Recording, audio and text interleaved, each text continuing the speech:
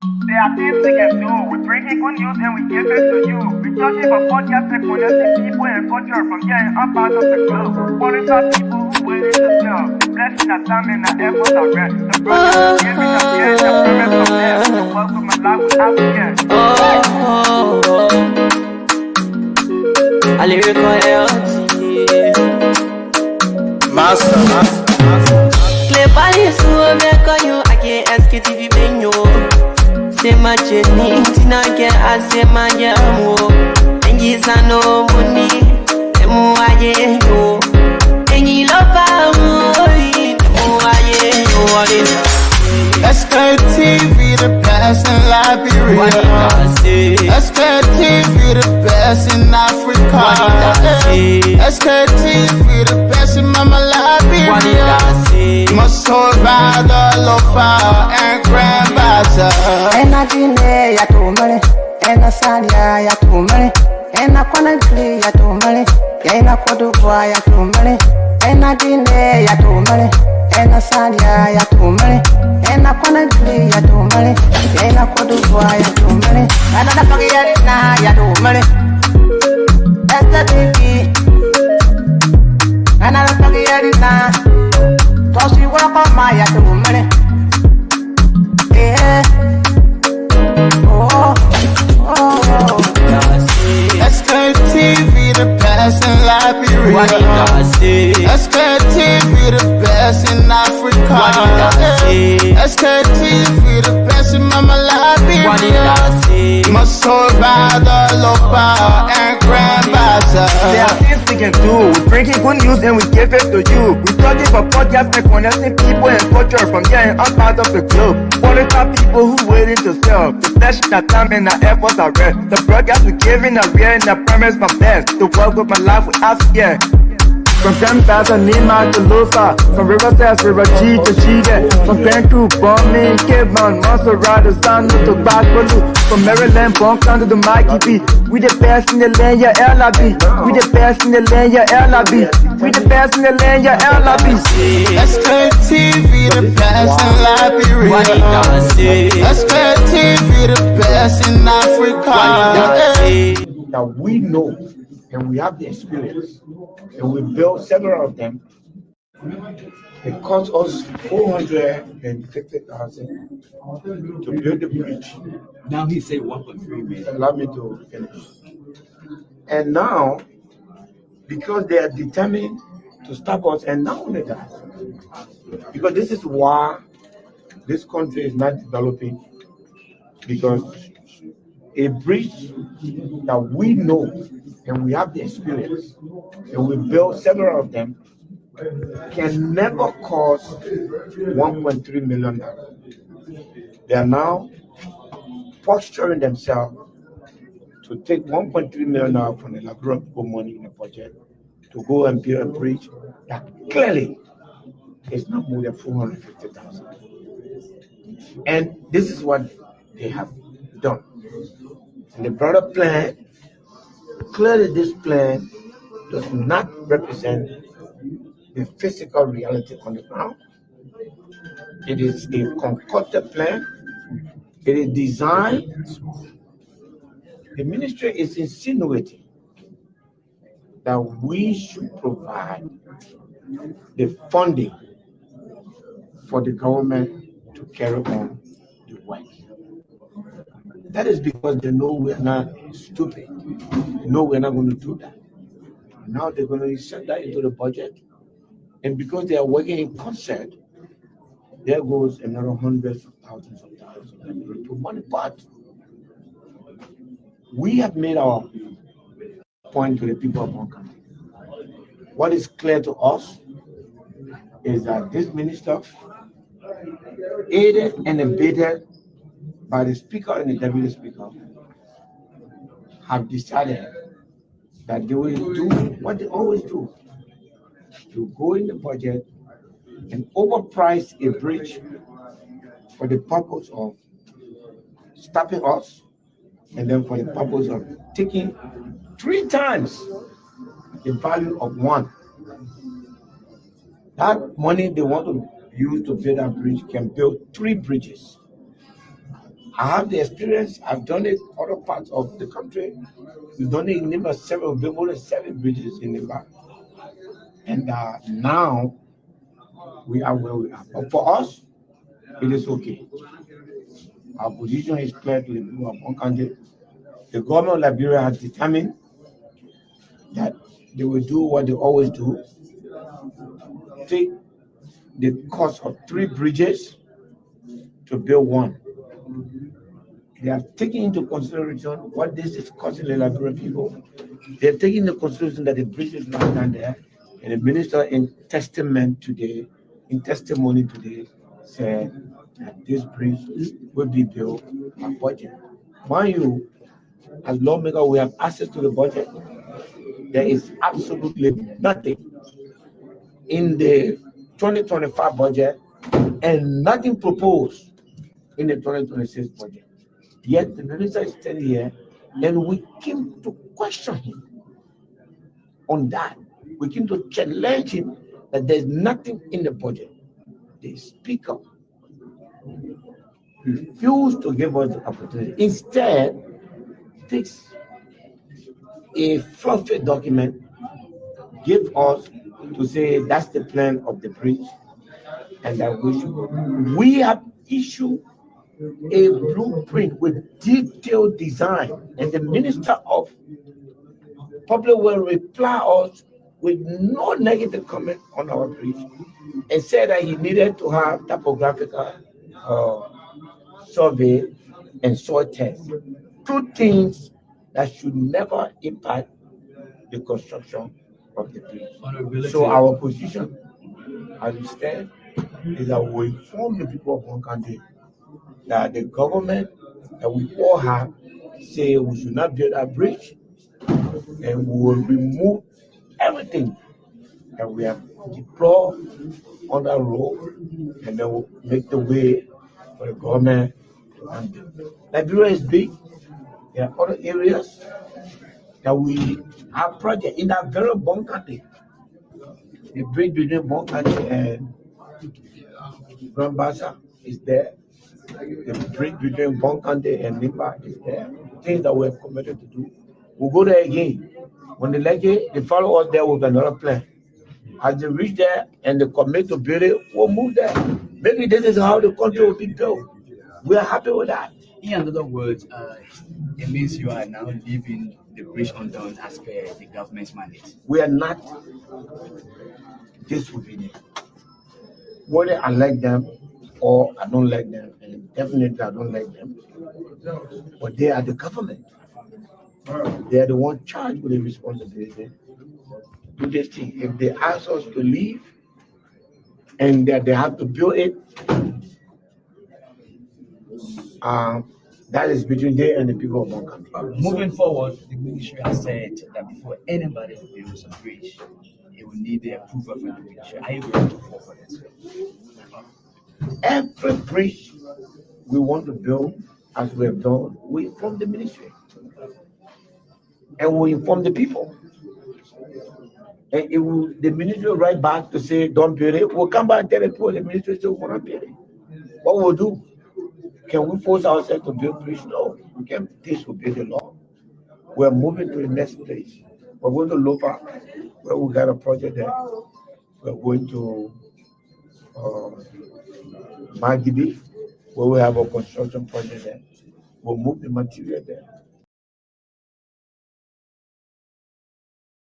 The next place, yes, indeed, folks. What I want to say, the pleasant good evening to all of you, our channel listeners. Those of you always burning your batteries, your data, and making sure it's not easy to get data, especially in Liberia. Even though the rescue government, they promised us the fact that they're going to increase our data system that was quote unquote cut up by the previous government, but then still we are still struggling to even maintain these little data that we are getting today. In fact, while we coming on the show, Mr. Kane, my data just run out. In fact, my data, they tell me that my data expired. So I say, okay, no problem. So we live into the expire. Everything about us, we will continue to be expired. Then that's it. So folks, that's why when economic statistics come out that indeed we are not happy, so many things happening, the sadness inside us, don't get in fact, don't be angry, because the more you get angry, then you are also agreeing to the people's statistics. But again, good evening. Today is Tuesday, the 18th of November, the 11th month, and the year remain the same, 2025. Mr. Collins already here with us, and that of the rest of the team will be here this evening. Already as we started the sharing of the show, those of you who are watching, please help us share the show. James David, please share the show. I'm seeing the news person quickly before I welcome Mr. Collins. I'm seeing Spanko and Kwati. Thank you for joining us.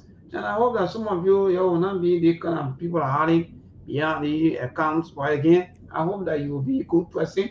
Sidiki Travel, as usual, then Rabbi Fasulu Jacqueline. Good evening to all of you. Mr. Collins, good evening and welcome. Ali, thank God that we all start together. Yeah, good morning from my end. Good morning to you. Good evening, good morning, good afternoon to everybody, wheresoever you are. I want to say thank you to Melbourne, as always. I'm excited. I'm very much happy right now, given the trajectory of our politics. And I think we are in a very good position as political junkies. For us, we just want to see something happening and want to see good things happening for the Liberian people. And I think things are happening, rapidly. And for some reason, it's creating some uneasiness on the part of our friends from the other side, the governing party. But it's good to be here, Melbourne. We'll dive into the conversation as we move. But what I want to say is that we cannot thank our followers and supporters enough for always being there, for the Sktv, for sharing our show. As I speak to you now, there are a lot of people already watching on YouTube. There are other people following us on Instagram. I think maybe our colleagues have just joined us, Mr. Mashale and Mr. Saros, a Brazilian monk. Saros Spirit. Gentlemen, someone said yesterday they were happy to see the man last name. I read that. So gentlemen, welcome, Mong and Ali. How you guys doing, my brothers? Well, I'm doing great. Another day to be on Sktv. Today is the 18th. I can't believe that we are 12 days away to the final month of the year, and we'll be saying goodbye to 2025. In Kowe, I have one of my Uber, right? He's very funny. He said, "My thinking, yes, can go when you want to do something to work quick." So I said, "What do you mean?" He said, "Want to go from bed with your grandchildren kind of rotate? Grandpa today, you're turning 78. Then you take calculator and start counting how many years you spend bombing." You start calculating how 78 years, Papa, you even know how you use it. Yeah, I'm new to you. That stuff was so funny. And that's how life is. These years just go back. Can you imagine circle, right? I can remember what picking in high school. The 1998 Walker final when France beat Brazil. It was raining that day in La Braque. I still remember 1998. Can you imagine? It has been almost 24 years since that World Cup. It just seemed like yesterday. But it's been 24 good years. It's been like almost 5 to 6 different World Cups since 1998. That's how far the years can go. And when you're young, you come to the country, you're talking about retirement, and sounds stupid. You come in here, you're in your early 20s, you say, "Oh man, you think you got more time?" By the time you make up, you're already 45. Absolutely, that's true. So the thing is, if you got something to do, just go and do it. Don't say you have time. There is nothing to call have time. That's a lie. Time is the only currency you can never get back. Every other currency, including the money that they can print, you can get it back. But time, no. Use it wisely, guys. Yeah. Definitely. Yeah. So my brother Ali, what's up, my man? What's going on? Yeah, good afternoon, Mr. Cannon, Christina Mong, Melbourne, and to our listening audience and followers. Glad to be here this afternoon. Okay, we are here again. Oh, well, I don't know what's going on, my man. You went to the rescue country for a second, right? Because your voice was not even clear. Ali, can you hear me? I'm hearing you loud and clear. Can you hear me? Yeah, much better, but we didn't hear you clearly when you spoke the first time. Oh, sorry. My phone was connected. That's why. Yeah, glad Okay. to be here. I'm here. Okay. All right. Maybe also again back to you. Take you up to speed as to what is transpiring in our beloved Liberia as we speak. I know a lot going on, but you are the man right there in the country. You're the one really, you're the one that have to really inform us, tell us exactly what are some of the things trending in our country. I know the people are listening. Mong and Melbourne and Ali, let me tell you something. I've been following politics for a while. One thing I've acknowledged, over time, and I've seen it for myself, people get involved in politics by season. When the political season approaching, you can see a lot of interest, a lot of people, developing interest in being part of politics. You will see people, a lot of people will start to follow. You will see a lot of people to give support. And you'll see platforms growing. Right after the election, Melbourne, we saw a serious decline in the followership of our platform and engagement. A lot of people were disenfranchised, disoriented, frustrated because things didn't go their way. But now it seems like people are developing interest more and more into politics. And SKTV reach is increasing by the day, and the followership is also increasing. I want to say thank you to some people, Melbourne, those who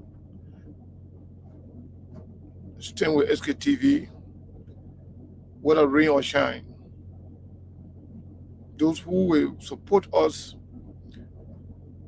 even if nobody is supporting us, those who always share our shows, regardless of who is on the other show. We have some of the best and most committed followership on social media, also on the radio. And thanks to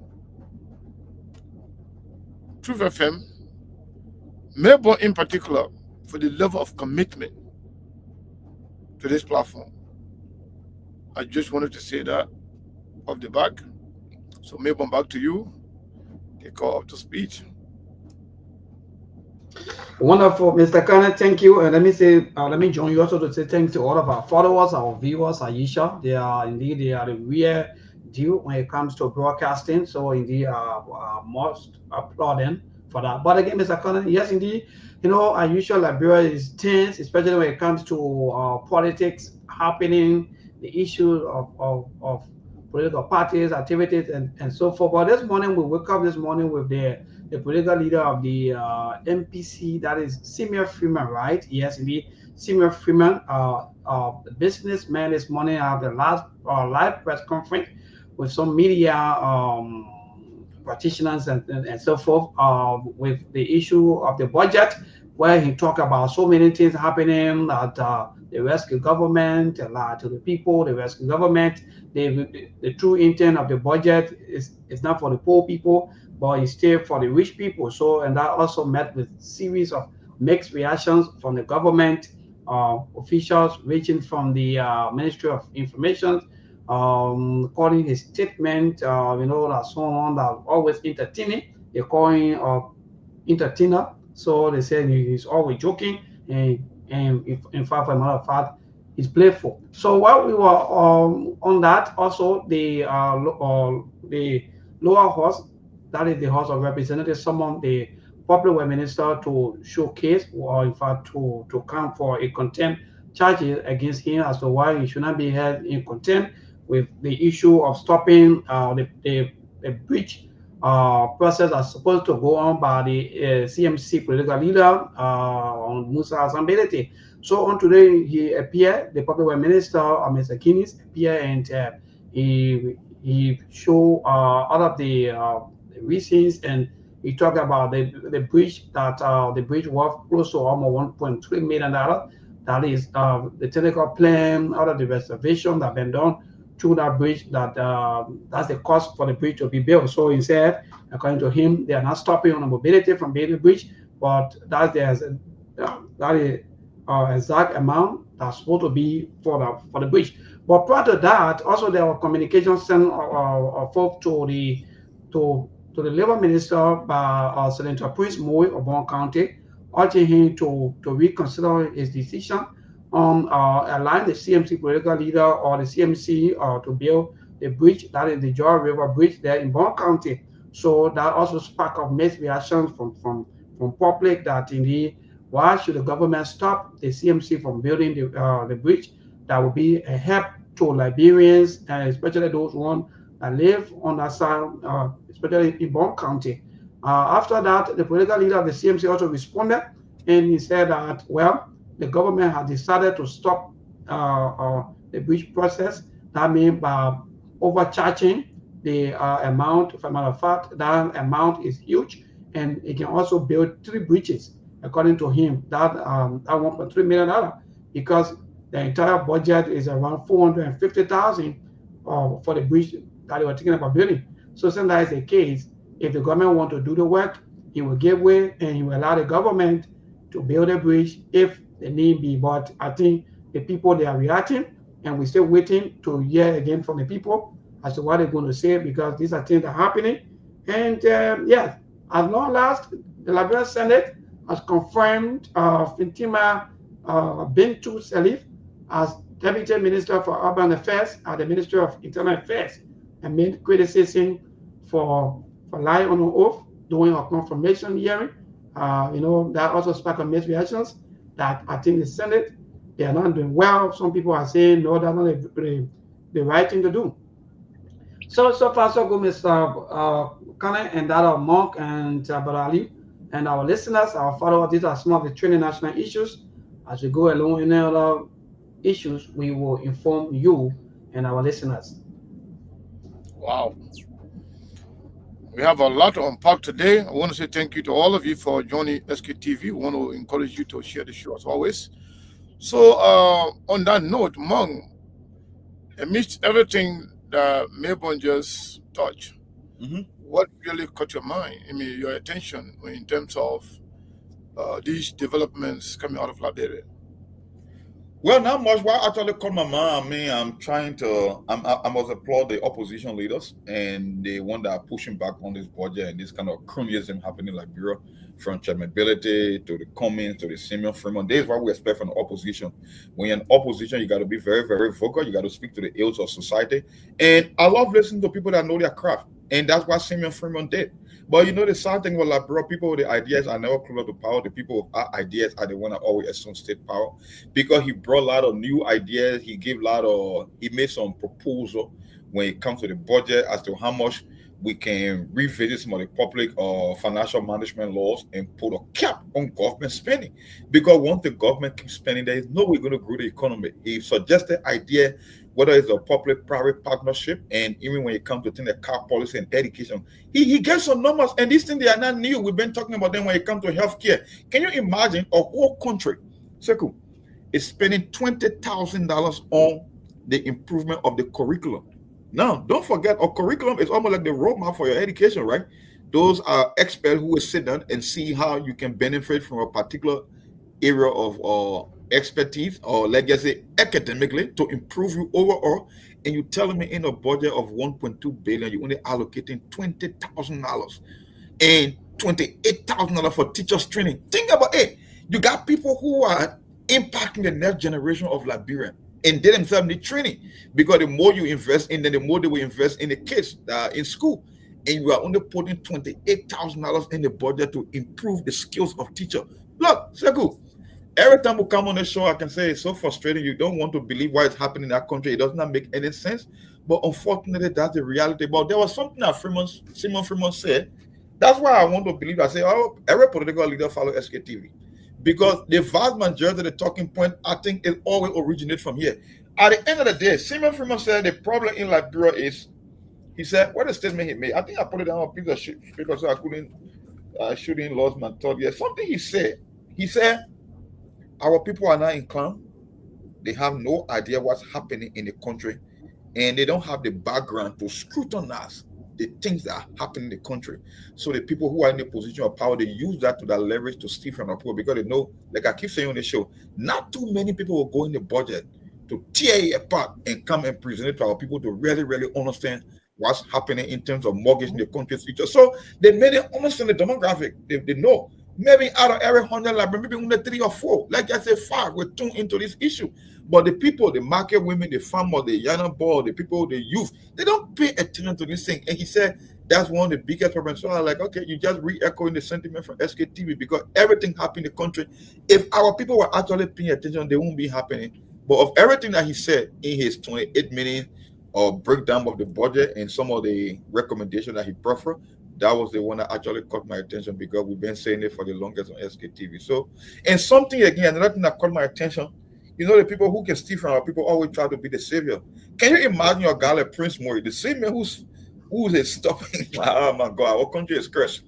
Prince Moore is saying that the domestic debt, our debt portfolio keep increasing, and in this proposed budget, they allocated $118 million just to pay for domestic debt.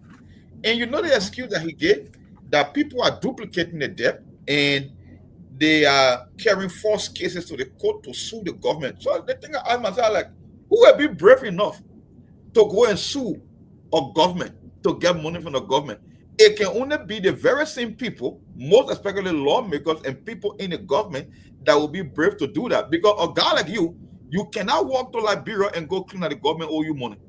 So it means they are using their domestic debt portfolio as a kickback, because they are the one giving themselves contract. So if you are telling me you still have some debt on the book from 1974, so you're telling me there are no processes in place to scrutinize whether the debt are even legitimate, that you'll be allocating upward of $118 million. I'm not talking about international debt, I'm talking about domestic debt.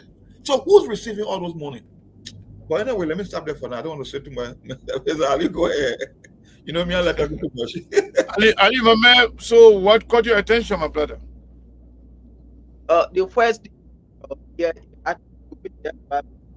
No.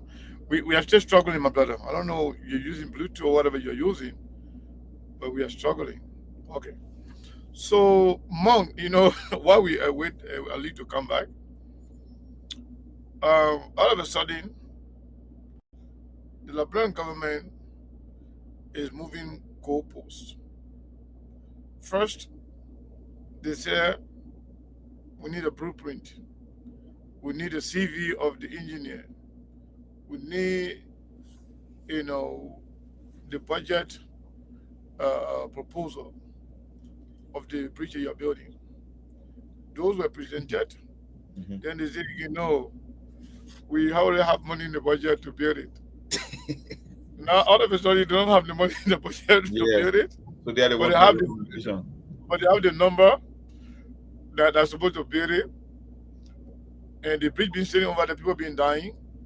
But now, they are talking about $1.3 million to build a bridge. Why the government can't just build a bridge and we just forgot about the CMC? Mm-hmm. So they have all the proposals, the resources, and they have the money for the country. So if they fail to build it now, it will be clear that they inflated the budget amount simply because they don't want the CMC to build it. Yep. So now it's up to them not to build it. Or do you think Liberian people are stupid? They will not see it that way? No, you can say, you cannot assume that they will see it that way. Our people sometimes they can be very simple-minded, especially when it comes to the politics. Because I said it on the show, if the government was smart enough And the same thing Simon Freeman said. Sometimes you want to partner with people, whether they're public, private partnership, individual, and businesses, right? These are community bridges that are impacting people's life directly in their backyard. The government, there are no plans in place for that. You will not do it. If a guy is going to do that and he want to participate in the political theater, what I'm going to do, I'm going to subsidize those projects and take credit too. So when Chairman Belity is dedicating the bridge, I'm carrying my seats of the court ribbon as well, so we can share the political glory. I don't know why you will want to put a lot of roadblocks in something that will be beneficial to the people, because at a certain point in time, I think on the show, there will be a pushback from the people, because the people are not dumb. They know there is no way in the world that the government can claim that they have funds allocated for community bridges. No, that's not there. You're talking about the entire public investment program in the country. You are consuming most of the budget in salaries and benefit, and you want to tell me that the education and healthcare you cannot adequately fund it, you're gonna go build bridges in community? That's a lie. So why play that game? If Chairman Belity is going to pay $1 million, we're checking with 400,000 so we can share the glory, because at the end of the day, he will have to come to me for permit. He will have to get it. So more not to cut you off, you are going to Ali. Now that is easy now. Yes. Chairman, which ability say, per our own budget, their own calculation presented by the engineer and everything, that bridge will cost about $450,000. But if the government want their standard to be built, let the government come out with at least $1,050,000. Say, they can come out with how much? Maybe $900,000, right? Then Musa Belity can come out with the other $4 million. Come out with 33%. $400,000, so we can build a bridge for the people. Yep. So now, if the government is serious, because they're the one having the resources of the country, they are the one getting money for the country. They are the one receiving $200 million from Ashola Mitar. They are the one that getting the money that we are generating from the from Ministry of Finance, the money we are generating from LPRC, the money we are generating from the free port of Monrovia, all the resources in the country, the grant, everything coming to the government. So let the government go ahead. Say they want to help now build the bridge now. Then they bring the $900,000, so the CMC can come out with the $400,000 to make it $1.3 million and build a bridge. But the bottom line is, the Liberian people know now that all these shenanigans that are going on, they are doing it because they don't want CMC to build a bridge for the people and carry the political glory and have that leverage and have that political capital, on the side of the people from Bon County. But Ali, what say you wanted to talk about? No, just before Ali comes, let me just follow your point. I can get to everything with Ali, right? Sure. The government tried to play smart. At the end of the day, Chairman Belity will end up winning this fight. The PRO warfare, he's going to win it because they started off the wrong footing. You got a resources, like you said. You don't have community bridges in your blueprint, in your whole arrest agenda. If somebody is going to take on this kind of initiative, why not, like I said, why not partner with them, give some resources, and also share the glory with them?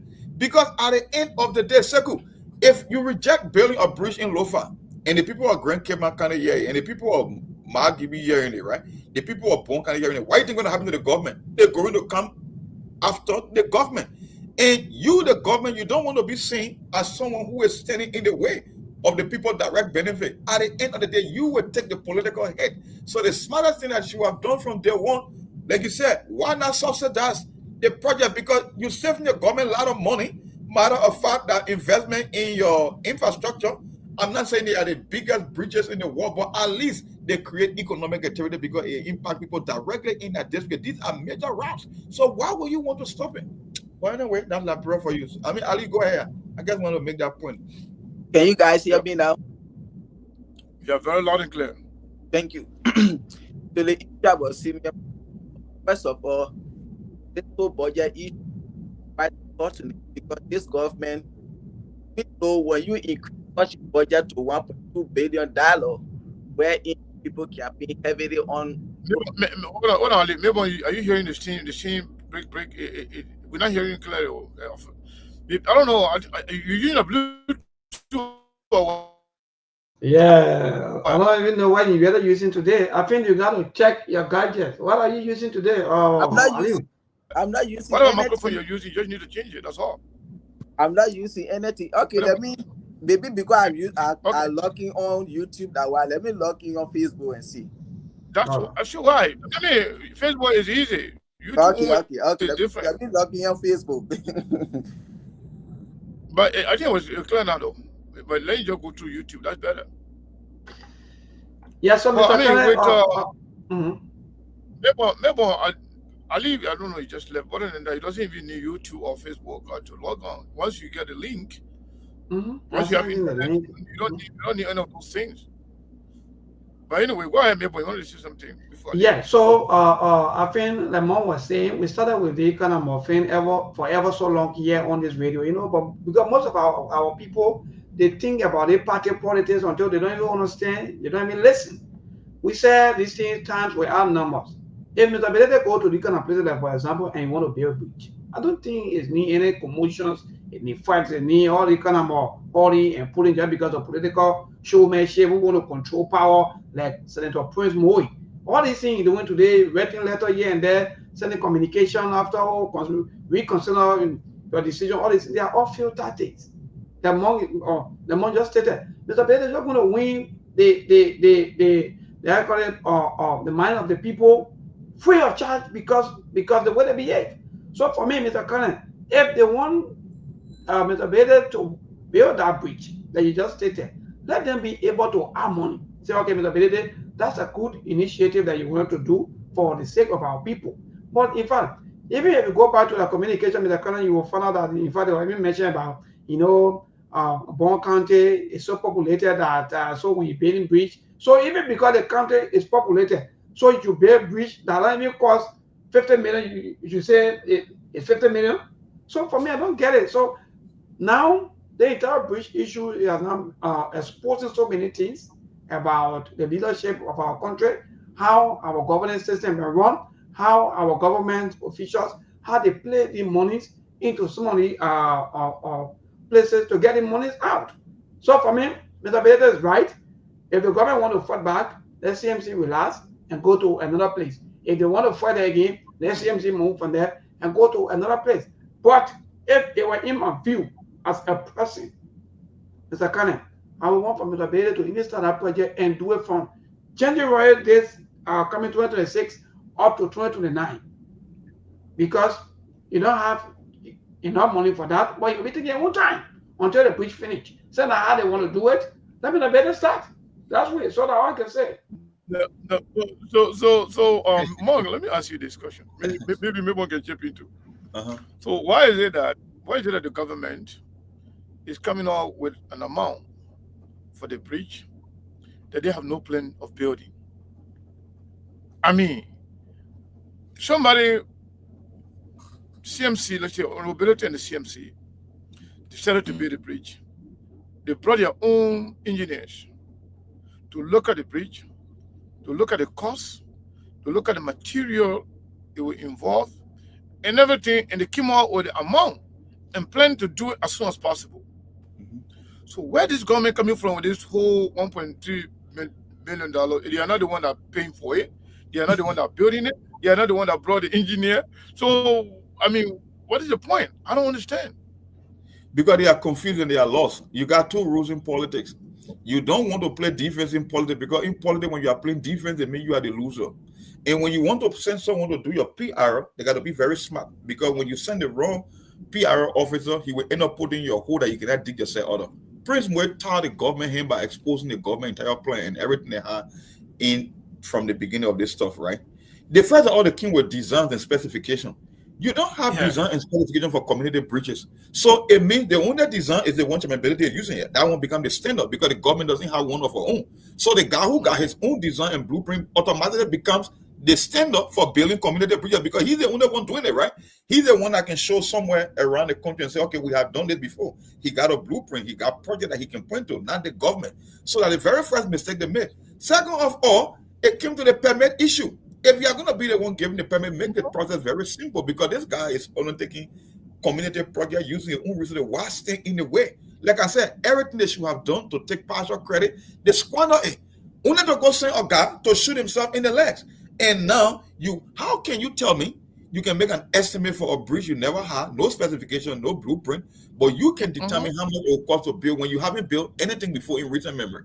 So which budget or which project that the government can look at in terms of building community bridge and say, you know what, we built this community bridge in Cocoya Bon County, and this is how much we spend. So if you want to build something, your bridge should be within this budget or perimeter. You cannot say that. So they keep messing themselves up. And Prince Moore, like I said, he was the wrong messenger. He just put the government in a tight spot. And at the end of the day, like I said, Chairman Belete will be seen like the winner in this thing. Because every time they do something stupid, he will be seen as the mature one. He got his own, he been doing it before. He has undertaken lots of projects. He can say, I can do this amount. We can fund out the project.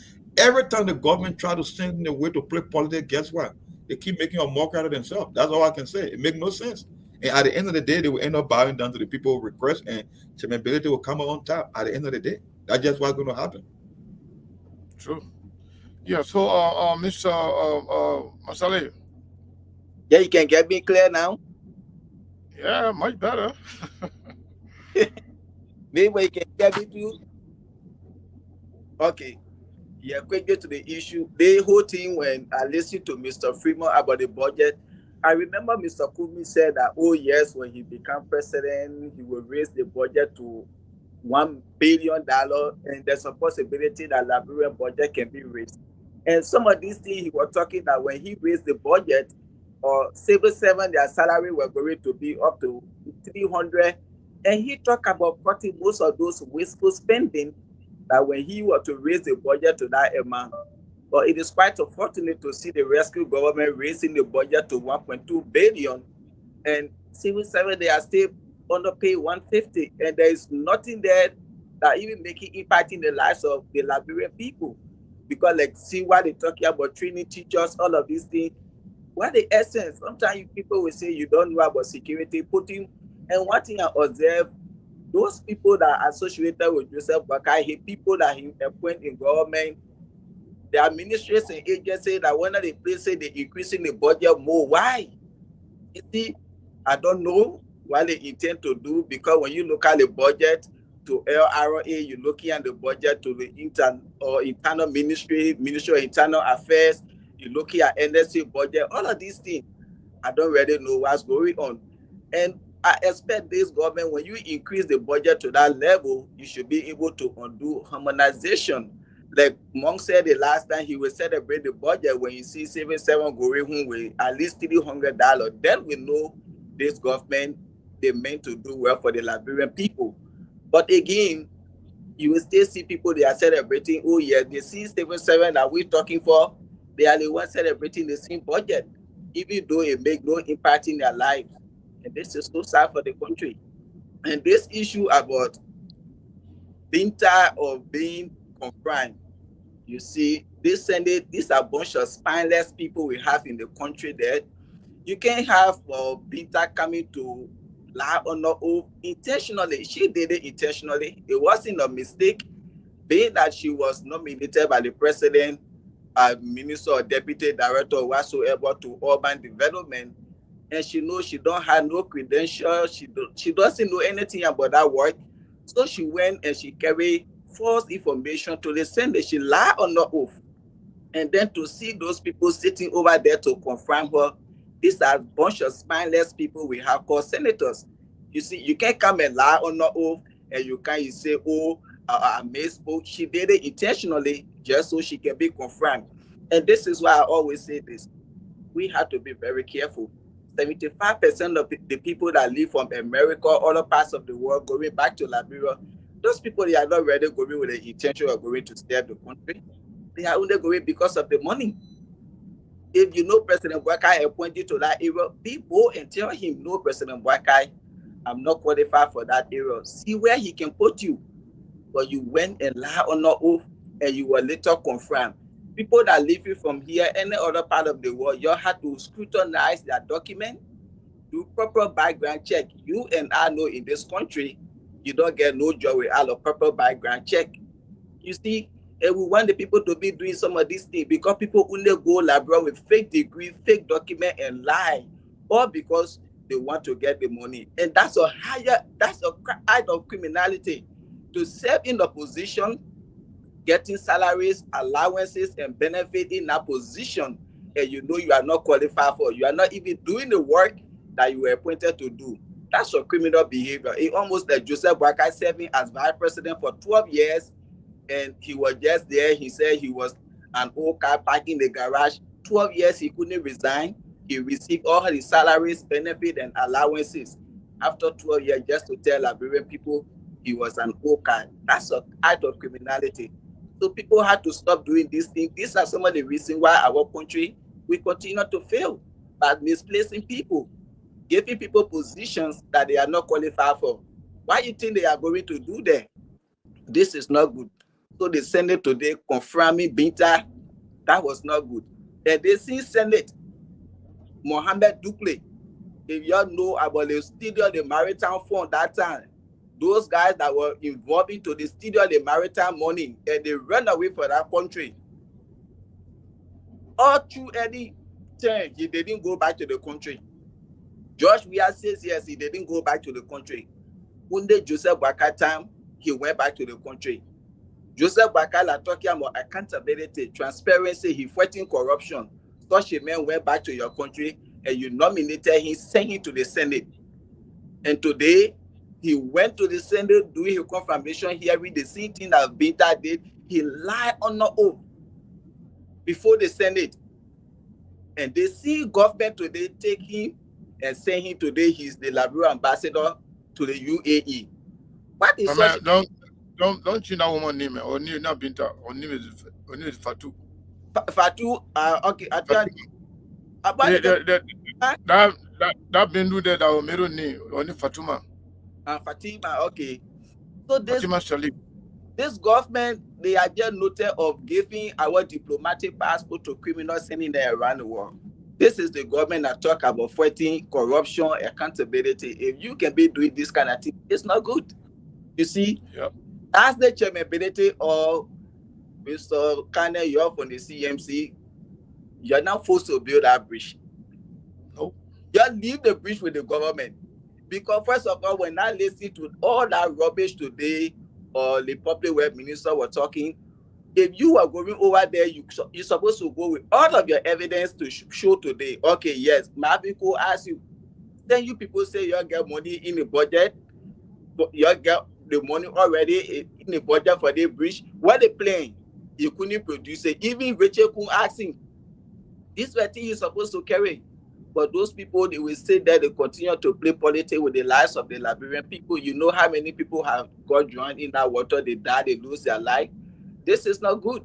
So for me, the CMC send the people to build the bridge is under 1.3 million, and they already get the money. Y'all go to different era. So the people are born now, they will not blame you again. Y'all went there to do what you could do to save the lives of the people to build that bridge. And the government is coming that already get 1.3 million. Then the government carry on. If the money you get full of 500 million, you go to another country. Me, I see no big deal in it. So the people are born now they will go, oh yes, the government mean well for us. That's all I see in the project. But on the bridge issue, Sekou, let me chime in. This is where chairmanability will stand tall from what I'm looking at, right? Because, like I said, the administration have put herself between a rock and a hard place. First of all, you never have plans, and you said that every bridge that must be built, it should meet statutory standard, even though you don't have a standard of your own because you haven't built community bridges. Now, you are inflating the price of the bridge, the construction cost by almost 3 times. First of all, you don't even have money in the budget for community bridges. Now, maybe they might create budget overnight, but guess what? The reason they are inflating it so they can get kickbacks to steal from the same community bridge, because if chairmanability will build it for 450 grand, why would the government want to construct the same bridge for 1.3 million? And which standard are they using to increase it by 3 times the cost, right? Second of all, if you cannot build up bridges, then it means you are in the bad books with those people from the various counties. That's why I said the most CNC can do, keep identifying new projects and putting the government under pressure. And even in the worst case scenario, that the government will go and build a bridge, then Chairman Ability will have to claim credit because it was through his pressure and instrumentality that the bridge was built. So there's nothing to lose for CMC. so you inflate the cost, it's on you. I could do it for 1/3 of the cost, but you said no, you will pay 3 times more to build the same bridge I'm trying to build. So matter of fact, even if you succeed in building the bridge, who you think going to claim the credit? The guy who put the pressure on the government to construct the bridge. I'm just moving to a new project, and that's it. Yeah, so Mon, that's correct. So now, the fact that they are already budgeting the bridge for $1.3 million, and CMC already has engineer and project proposal and everything. Let them get the money to the CMC, so we'll build the bridge for them. And create more simple. Let it get the bridge. Let it get the 1.3 million to us. We can build that bridge, and then even build 3 additional bridges with the money. Yeah. So very simple. So let them get the money. If they get the money, they don't want the CMC to build a bridge. That means that is between they and the people of Bond County, because they are the ones stopping the CMC from doing the work. The money that we don't have, they say we should use that. But I don't think the government is stupid enough to tell us that we should give our money to them to build a bridge, because they're the one got the country resources. So if they don't have money to build a bridge, but they are telling us don't build it, or the only way you can build it, you have to bring $1.3 million, and we can do it for $450,000. So it's up to the government now. The fact that they are the government, they have all the resources of the country, they have all the money in the country. They have stolen enough. They just got $200 million from ArcelorMittal, and they're taking $10 million. Joe Biden taking $10 million now to Foya to pay his, retirement villa. What about taking at least $1 million from there and just give it to, direct that to the project, to the bridge project in Bond County? Yeah, and get three more bridges. Yeah. And get 3 more bridges. So let them just give us that money. So we will build, let's say India $1 million, we'll add $300,000 there, and build 3 bridges in Bond County, or anywhere they want the bridge to be built. But again, at the end of the day, the people of Bond County, particularly people in that part of Liberia, in that part of Bond County, Banga to be specific, they will never forgive Joseph Nyimapokai, Jeremiah Kun, Prince Moi, and their puppet minister who they are using to stop development coming from to the people of Bond County. Right now, the thing is a joke, but people are not happy. People are not happy. Stopping the people bridge where their children, the older people being dying, maybe they will never forgive Joseph Nyimapokai and Jeremiah Kun, who are the architects behind all this whole thing. Because it's not about bridge. They are just being heartless. They just hate development because they are not the one doing it. For them, it's all about politics. It's all about getting leverage politically. It's all about political expediency. It's all about scoring political points. For them, allowing Musa Bellotte and the CMC to build a bridge, that will give them political capital in Bond County, so that Marvin Cole, who happened to be the vice chair for operation for CMC, national vice chair, running to unseat Prince Moi. That's what we heard. Even though it's not official from the CMC level, but we learned that Marvin Cole intending to run. And don't get me wrong, Marvin Cole is one of, if not the most popular lawmaker in Liberia and in Bond County to be specific. So Marvin Cole and the CMC coming to help the people, to save life, to stop people from dying in the bridge, in that water. Prince Moi, with the help of Jeremiah Kun and Joseph Nyimapokai, using their stooges in the superintendent and the Public Works Minister Giddings, they are sending a clear message to the people of Bond County that they don't have their interest. It's all about them. It's all about their political capital. It's all about political expediency. All they want is to make sure they keep the people dependent. They keep the people in agile poverty. They keep the people hoping that Joseph Boakai, Prince Moi, and Kunwe can do it for us. Hoping. Where they have practical aspect in front of them, where the CMC bringing materials, plan, engineers doing groundbreaking everything, and giving timeline, and give the blueprint as to how the bridge going to look like. Saying is one thing, but doing it is another thing.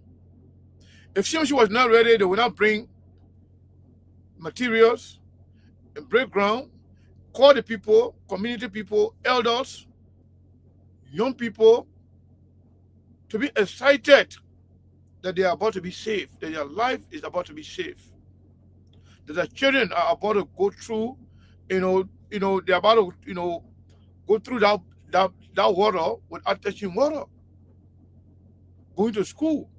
I listen to one old lady that said, some of the kids, when they go into that school, maybe when they cross that bridge, they can put their book bag, they have got a book on their back and swim. Sometimes some of them die. Some of them die in the water. So now, Prince Moi and the government, they think they are smart. They don't want CMC to build a bridge.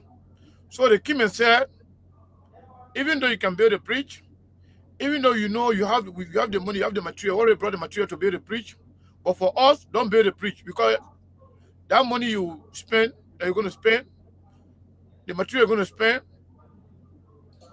we don't want to see it there. You must bring $1.3 million for it before we allow you to build a bridge. So said they are the government now, they get all the money, let them go and build the bridge for the people. So Mr. Khan, I want to ask you this question in passing. Are they doing it for court? Because mind you, most of our government projects, there are so many accusations, allegations, and so forth about the way they do the procurement, the way they do the agreement, and so forth. Sometimes there are no genuine agreement and so forth. But I move back. Are they doing this thing for kickbacks? Is that because maybe CMC not giving them kickbacks? Because let's agree that it's politics. But now, if Mr. Bailey come out to them and say, okay, yes, I have the $1.3 million to pay the bridge, would they agree? Are they doing it for kickbacks? So for me, I believe if this was in their budget, definitely it would be for kickbacks. But what I think right now, they're trying to stop the CMC, but they don't know how. And at the end of the day, they're putting themselves in trouble with the Liberian people, especially with the people of Bon County. So if the let's say, for example, they're stopping the CMC from doing it. So if they're going to do it, maybe you know what they're doing now. If they're going to do it, they want to get the money. They want to steal from the Liberian people 3 times the money to build it, so they can steal enough money and benefit from the bridge building. That's what to build 3 of that bridge. But yet they will just spend half, 1/3 of it to build a bridge and then get a kickback. Maybe that's a good question you asked, and that's exactly what Sekou just said. The whole idea of inflating the bridge price by more than 3 times, so as to prevent the CNC from undertaking the project, because for the government they got unlimited resources. With the CNC they got limited resources. That's why they are very strategic into how much they can spend on a bridge.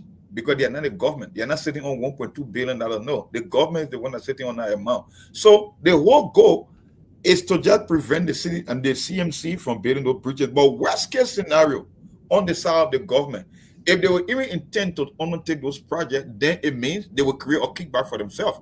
Because I can bet you 100% they will use the same amount that the CMC is proposing, and the remaining money will go back to them. Because don't forget, the historians are there.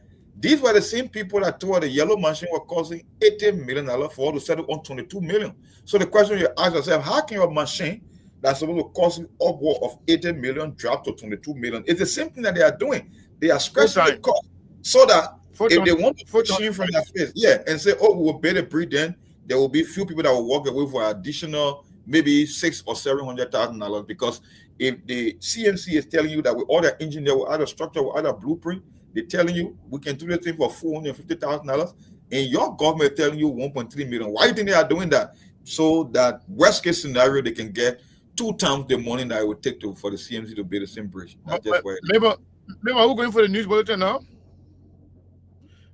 Before we go, Monk, isn't it telling that a political party less than 1 year old is not computing? Yeah, so in terms of development. So I want to go for the news break. Okay, but we're not seeing the news people. Yeah, we ain't seeing that much. I was just about to say the same. Are you bringing that live, maybe? Yes. Hold on. Let me connect with the system. Okay. Go ahead. That's fine. Just let us know. Once you get it going, let us know. We will give you the chance to go ahead. The news bulletin, the news started already? Yeah. So Monk, like I was saying, isn't telling the opponent to be computing with CMC, and we have built more bridges, and they have built none, and then they still fighting off from building one bridge in Banga. Yeah, because they understand the strategic location of when it comes to the electoral map, they are looking at places. I bet you the ability of building bridge in the southeast, they won't be concerned about that.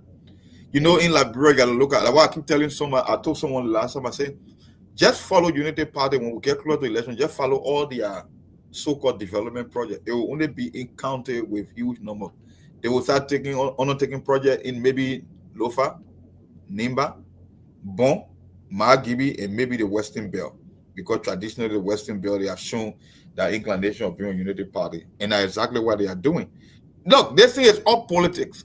That's just what it's all about. It's not about infrastructure. It's not about helping communities that are struggling. No, it's all politics. Either way you look it up, it's politics, and that's what the government is doing. I just don't know how they are going to win this war, because their failure to build that bridge, I don't know the kind of a response they will get from the people. Because if a guy is telling you I can do this and I'm about to do it without your help, and you stop him from doing it, only for you not to deliver, then it means they might be putting themselves. And like you said, Bon County is in the middle of the country. It's a very vote-rich county.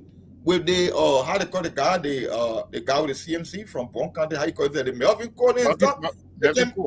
They could potentially make the case against them in Bon County, because Bon County is strategic. They got the numbers too. So I don't know the game the government is playing. I know it's for politics. I just don't know how it will end up on their part. Because either way, I think the CMC, they will claim a preemptive victory. Whether the government built a bridge, it was because of chairmanability pressure. If they cannot build it, CMC will build it for 1/3 of the cost and give the people a bridge, and they will take their credit. So I don't know the game the government playing. And the funny thing, like I said, they sent the wrong messenger. This man said that he been in the house for almost 13 years, right? And there are 7 congressional districts in Bon County, but he was able to name 5 off his head, just in district number 2. So my question was, 5 bridges. If you can identify 5 bridges, and you've been in government for 13 years, you are telling me it takes the CNC to be able to identify those projects? So what you been doing, and why are people been doing all this while? So I don't want to play the game. It won't end better for the government. I don't know. If I had a chairman, I would just grab a cup of orange juice and I just sip it on it and just watch me joke to make fun of myself. Because either way, he will end up coming out on top. Whether they build a bridge, if they fail to build the news guys here, man. Oh, all right. In Liberia, Freeman concluded by urging lawmakers and the public to scrutinize some of the key figures like not budget, especially fee security directly assigned to the president and the vice president.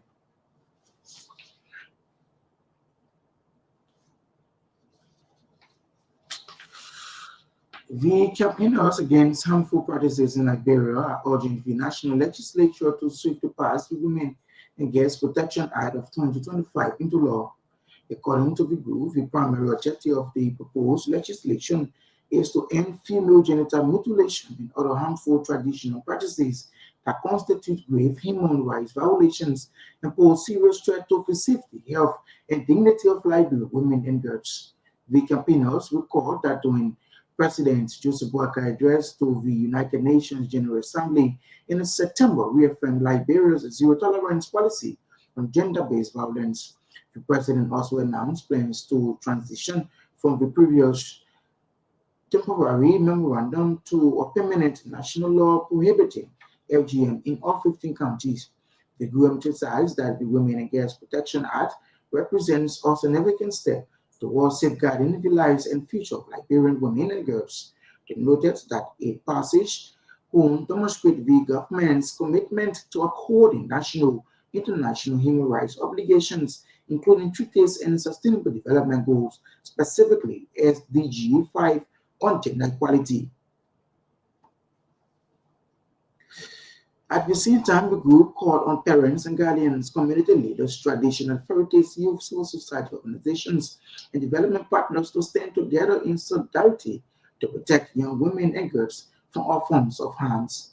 Speaking on behalf of the women's group, the late campaigner against harmful practices, the executive director of Sisters Aid Liberia, Madam Yata Dawo, presented the petition to the national legislature on Tuesday at the Capitol Building grounds in Monrovia.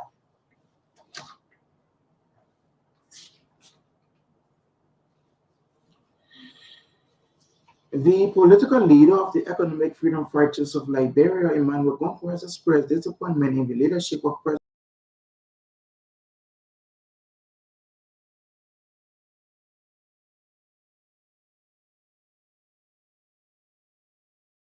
What did you do? Mabel?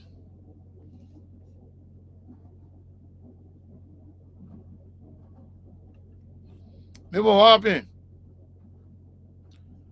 Mabel? Yeah, I think you hear me? I'm hearing you guys. Yeah.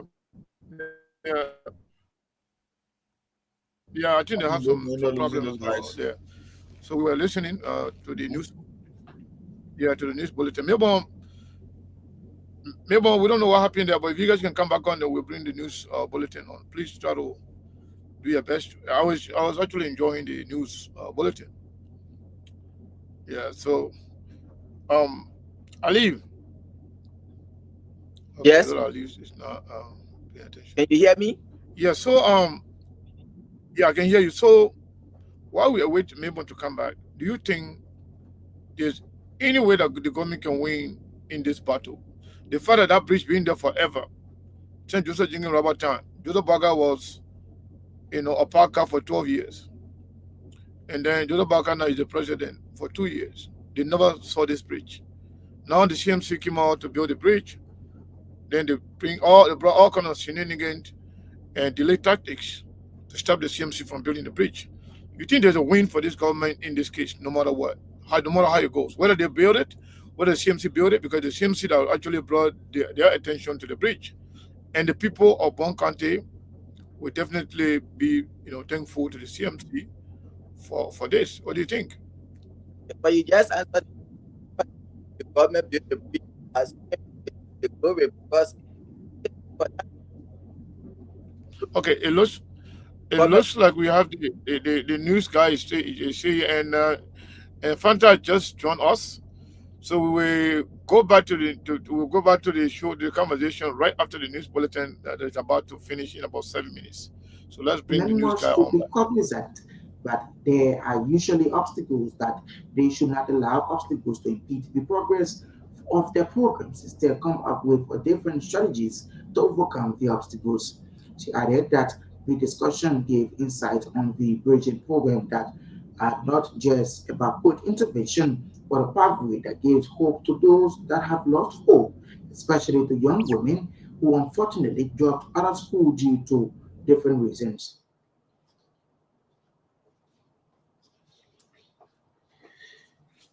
The director of the wash sector coordination at the National Water Sanitation and Hygiene Corporation or Commission, Fatoman Wakas, outlined key operational priorities of the Commission as Liberia works towards achieving sustainable goal 6 by 2030.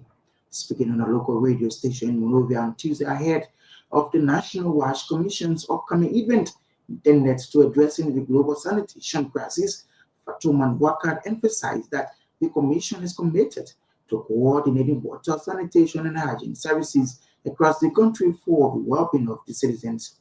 The Water Sector Coordination Director urged Liberians to make full use of the available sanitation facilities and desist from open defecation, noting that the practice continues to contribute to widespread diseases and severe public health concerns nationwide.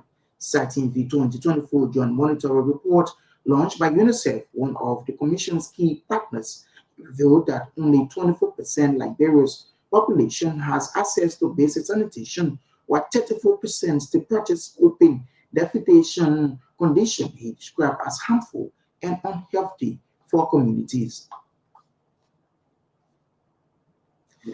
Meanwhile, the Water Sector Coordinator Director called on government and national partners to strengthen collaboration and investment in adequate sanitation infrastructure to accelerate progress towards. He acknowledged steps already taken by government to combat open defecation and improve water services, saying these efforts demonstrates Liberia's commitment to ensuring safe water and sanitation for all by 2030. Fatoma Mbaka reaffirms the Commission's dedication to significantly increasing national water access within the coming years.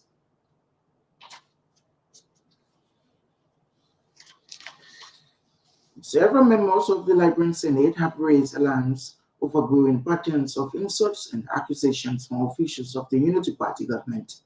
According to them, they have increasingly become targets of insults, threats, and public accusations from some officials, creating what they described as a troubling pattern of aggression towards the legislature.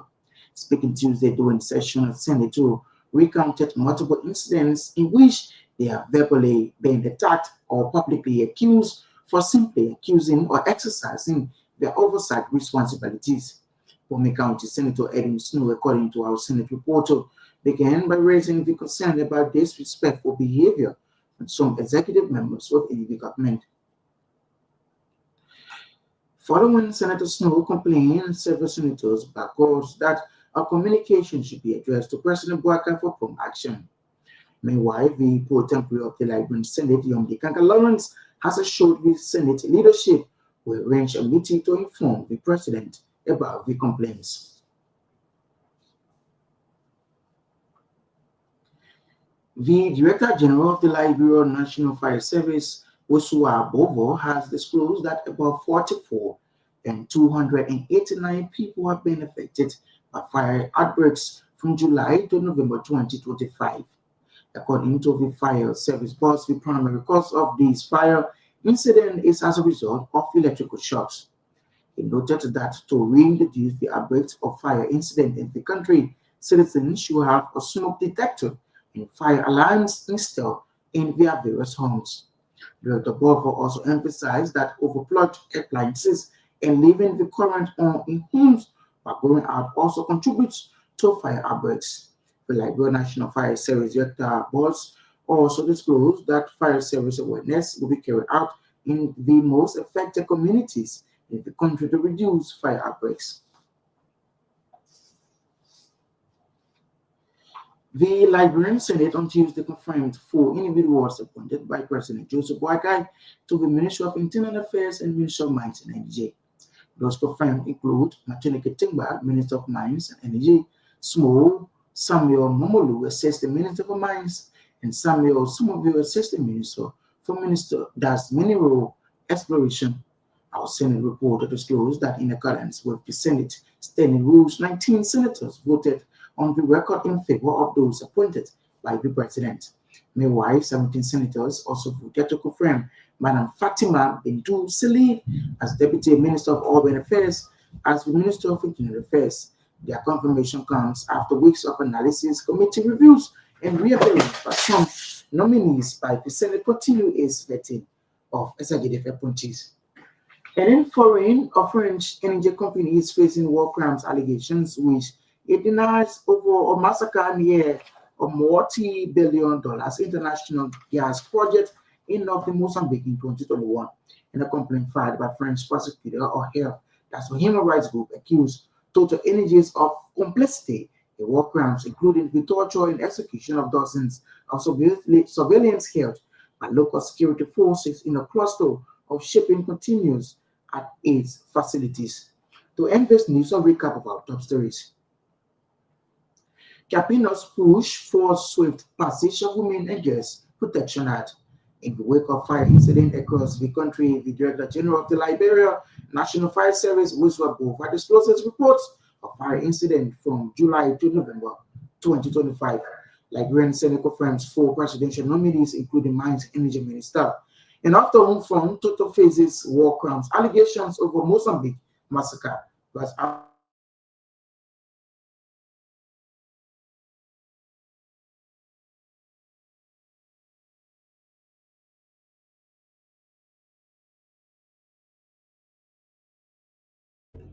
Hopefully, all is well with station there. It seems like they are having some technical problem in terms of the internet service. I'm not sure what is going on, but it looks like we are having some issue with the presenter there. It looks like their signal is not good. Okay, but yeah, let's get back to work. Let's get back to this conversation. That was actually towards the end of the news bulletin. Mong is here, and Fanta Kamara is here. Fanta Kamara, MBA. You know what I mean. She's well equipped, and she knows the issues. She understands what is going on in our country, and she is one of those firebrands that don't hold back. Ali, I know we all listen to the news bulletin, even though it was breaking, but we got some stuff from in it. Anyway, before I got to Ali, let me welcome Fanta. Fanta, welcome. It's good. It's always good to see you. It's always good to have you on SKTV. And yeah, a lot been going on. Yesterday, we witnessed a lot from Moi, the senator from Bon County. Not today. It was even adding more insult to injury because Moi even wrote the Minister of Public Works, asking to cooperate and work with CMC, thereby enumerating more bridges for CMC to build. A lot is going on. Since you were not here for the first phase of our presentation today, now you are here. We want to give you the opportunity to expand on everything that we've been discussing and everything going on in Liberia. What is the CMC position in your personal, thought in terms of what is actually transpiring right now? Is this government in free fall? Yeah, well, I know that a couple of people will be addressing this in totality later on. And CMC is going to be putting out a comprehensive statement to address all of the claims, the wild, absurd claims that Moi made. As someone who's very familiar with Bong County, I am just perfectly positioned that my mother is from Bong and my father is from Grand Cape Mount. So, and then born in Monrovia. So I not just understand the issues of Liberia, but I'm very, very familiar with the different poor excuses for leaders that people have elected who are supposed to be serving the best interest of the people, and all they have time to do is enrich themselves. And for someone like Moi to make claims that he has done, in fact, this is what he said, and I'm paraphrasing. He said, no one knows development politics more than him, right? I think that was the claim. No one knows developmental politics more than Moi. And you think to yourself, for someone who claims to be an SME, a subject matter expert in the ideology of the political atmosphere, where is the development you have brought to Bon County? You've been in office now maybe 13 years. Where is it? So for you to sit there and continue to lie to the people of Bon County as if to say, they are unfamiliar with you and they're unfamiliar with your work, which has been absolutely nothing, is ridiculous and is laughable almost, because you can literally drive to Bon County today and you will not see a development that Moyi has done that is significant, that is substantial, that he can clearly say this particular development has impacted the lives of 1,000 people, 2,000 people, 3,000 people. What is the population of Bon County? What percentage of their lives have you impacted? That should be the discussion.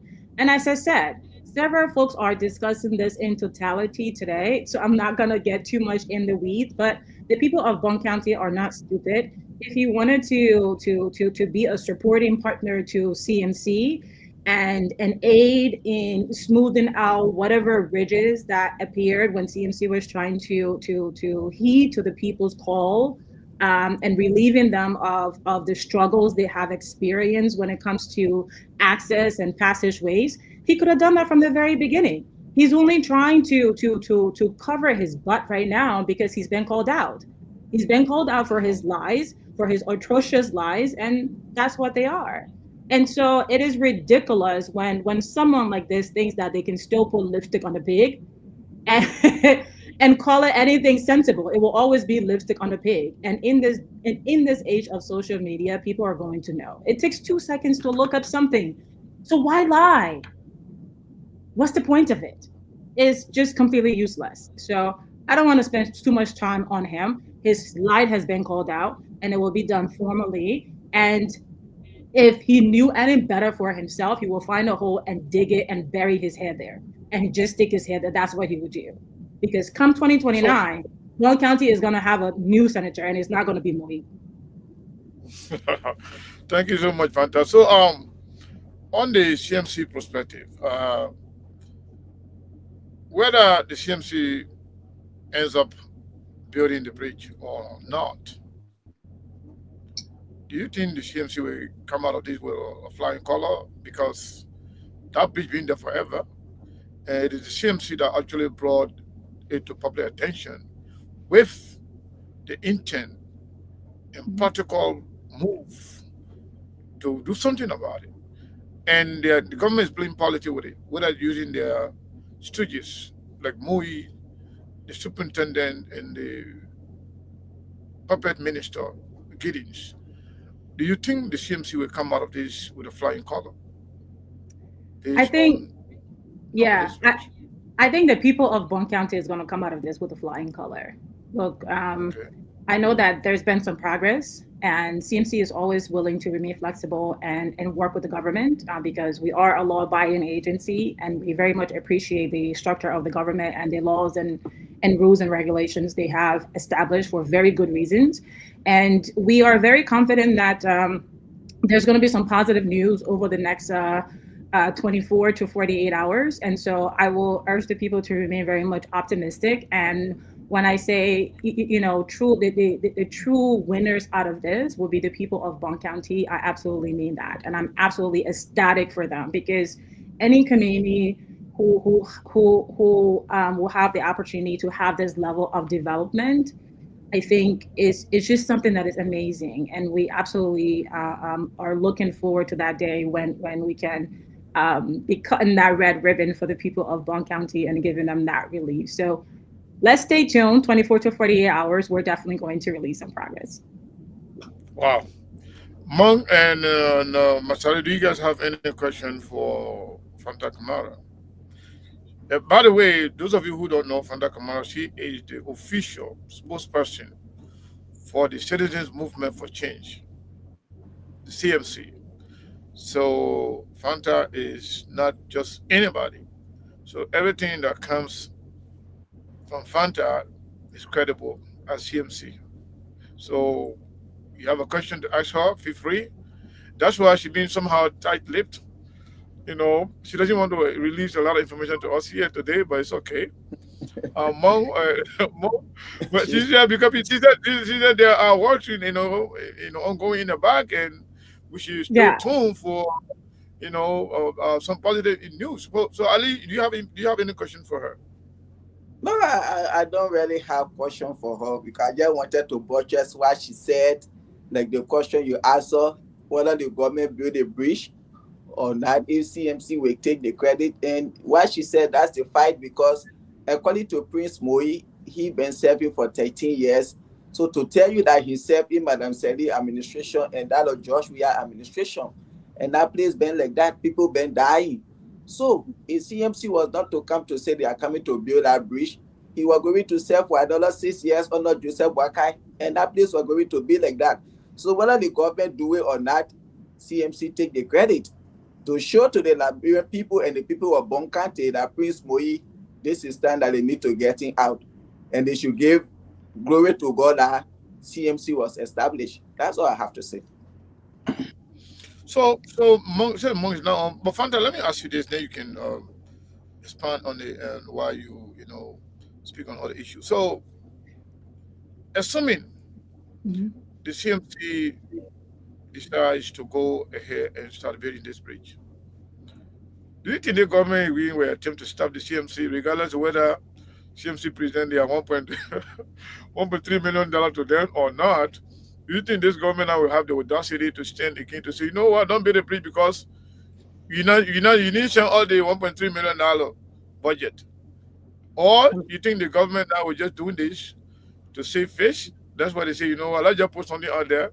Let the people go ahead and do whatever they want to do because we don't want to stay in the way of development. What is going on?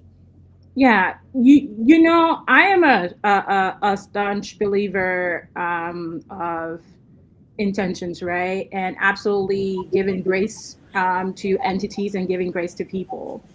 And as I said, at the end of the day, there is there are conversations happening. Let's just put it that way. And I want to remain very optimistic, and I think we all should remain very optimistic that while there was some probably misunderstanding in the beginning, I'm very confident that the end of this is going to be quite complimentary for all parties involved. And so I'll say that, right? Because we have to understand that collaboration, it's what moves us forward, right? We can dwell on the ghosts of the past. We should not forget them, but we should not also dwell on them. If we truly seek the level of progress and transformation that the people of Liberia truly deserve, we should be willing to work with our adversaries, with our oppositions, and people of different ideology. And I think this is going to be a testament of that.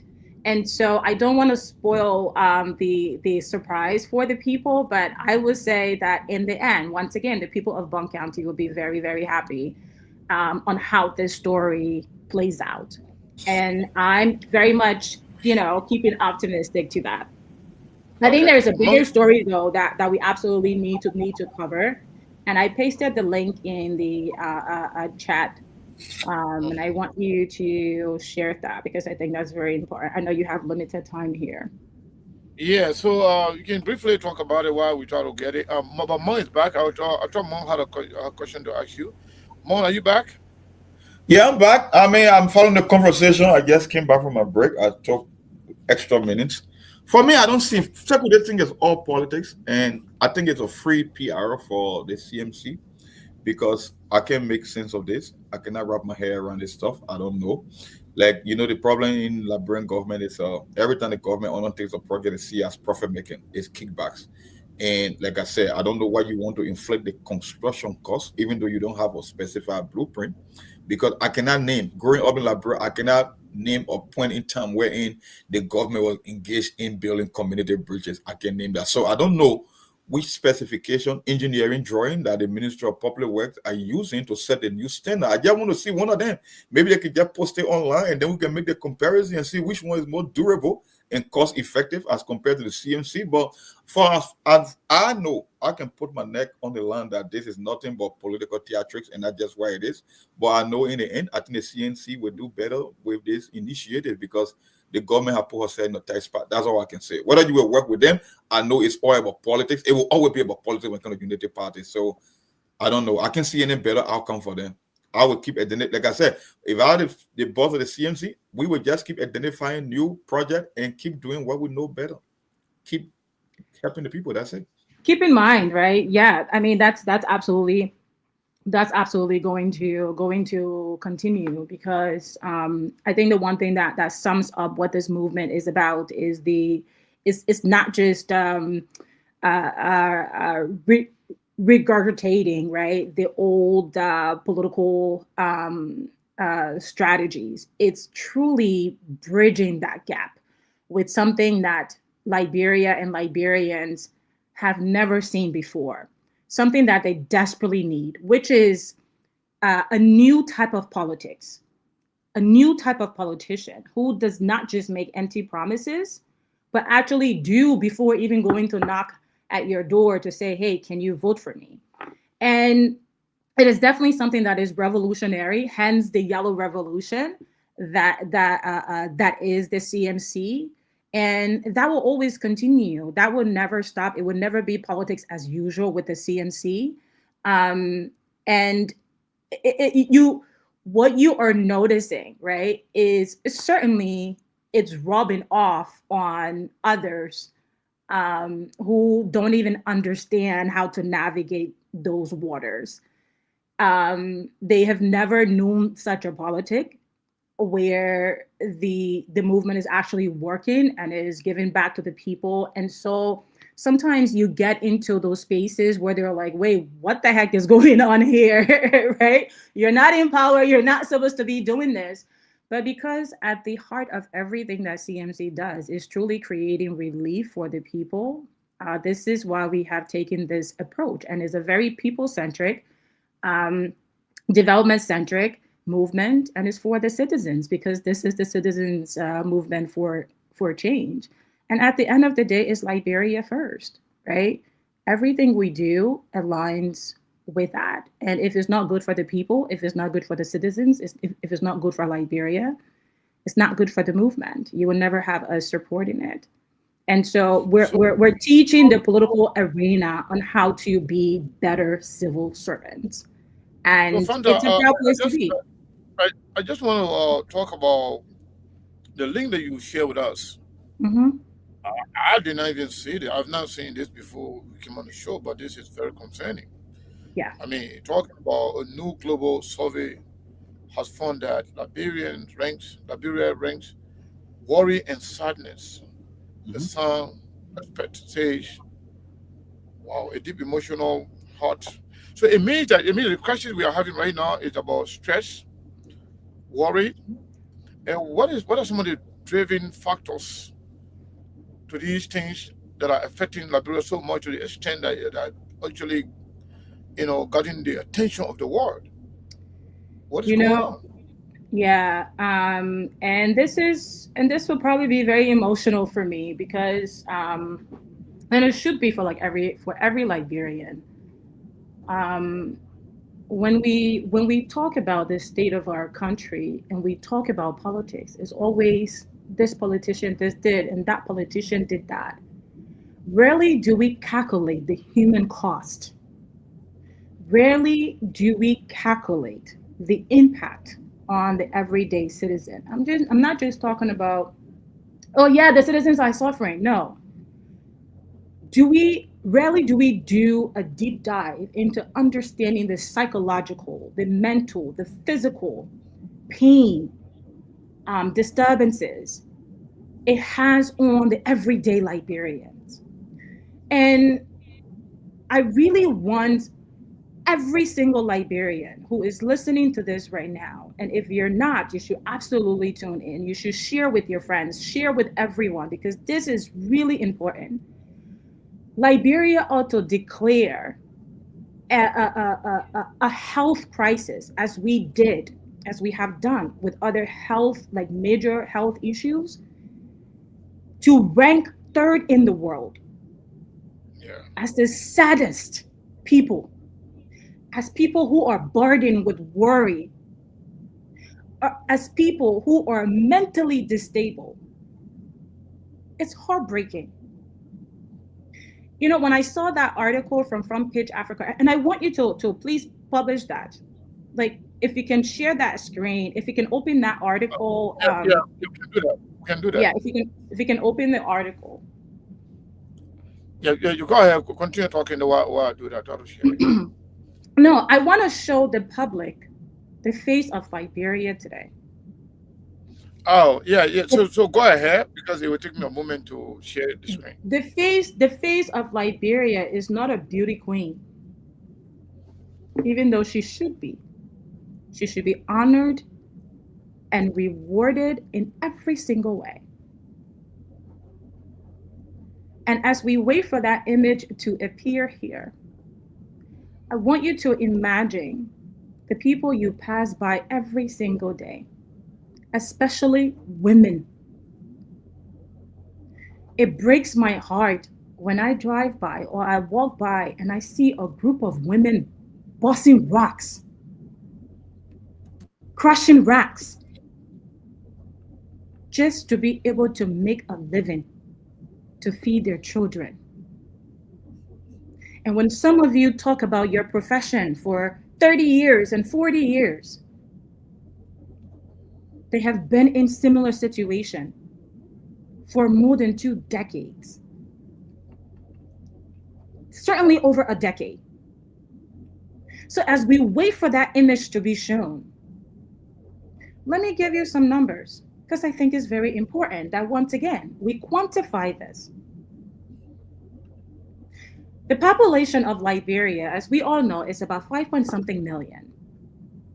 The mental and emotional conditions, if we were to count the amount of Liberians who experiences mental and emotional conditions that have been diagnosed, it's around 400 to 600,000 Liberians with mental, neurological, or addiction condition. And when you see the government only allocating 400,000, did you show it? Thank you. Yeah, so if you can scroll up, right? Yeah, if you can scroll up, please. If you can scroll up a little bit. Right there. Right, yep. Folks, this is the face of Liberia today. This is your sister. This is your grandmother. This is your auntie. This is your mother. This is your cousin. This is the face of your neighbor. This is the face of Liberia today on the world stage. Forget the people who wear suits and parade themselves at the UN General Assembly, or parades themselves on the world stage. This is the face of Liberia. I want you to get familiar with this face. Because of destitution, women like Macaulay have to survive on busting rocks to buy rice for her children. How many other women are Macaulay? How many other women? Let me continue giving you the numbers. I want you to keep that up. Let me continue giving you like the numbers. The government, that's what the government recent budget is so laughable. It's so laughable because you know how much they allocated for mental and emotional distress? 400,000. 400,000. Out of $1.2 billion? 400,000. And I think that number even was for 2025, like into 26. You're telling me if 600,000 Liberians have been diagnosed officially, or 400 to 6,000 have been diagnosed according to Gallup, which is a global analytical group, you're gonna each of those persons, you're gonna treat them with $1. So $1 to Macaulay to treat her illness, her sadness, her worry, her stress, her depression. $1 while you increase your salaries and you don't hesitate to buy luxury cars, but 600,000.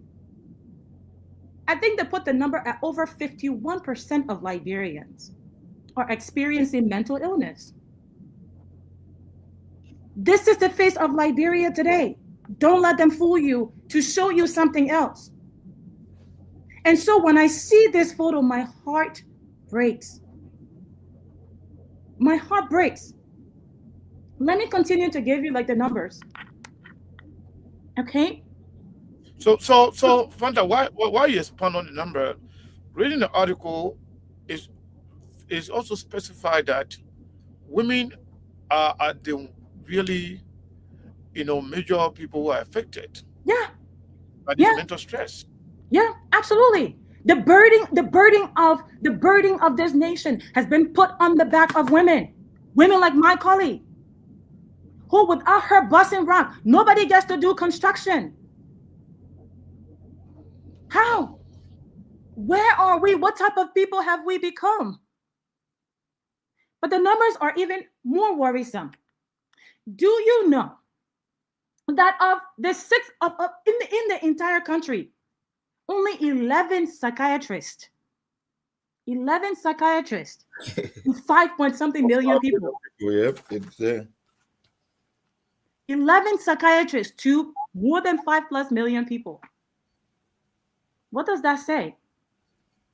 You're saying, right? Roughly one psychiatrist to nearly 500,000 citizens. Are you serious? One dedicated psychiatrist per hospital. What? Why are we not outraged about this? And you allocate only 400,000 to this issue. $1 per person. That's what they're saying they can afford to help Macaulay with. Let me continue because this is very important. I'm gonna go down to where this is why the numbers are so high in Liberia.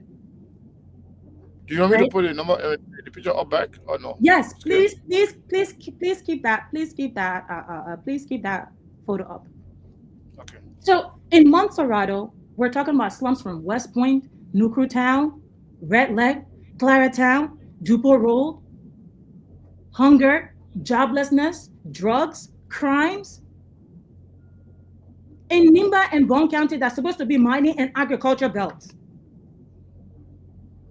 We can't even provide for our farmers. So how do they produce food enough for the nation or to even feed themselves? High blood pressure are killing our people left and right.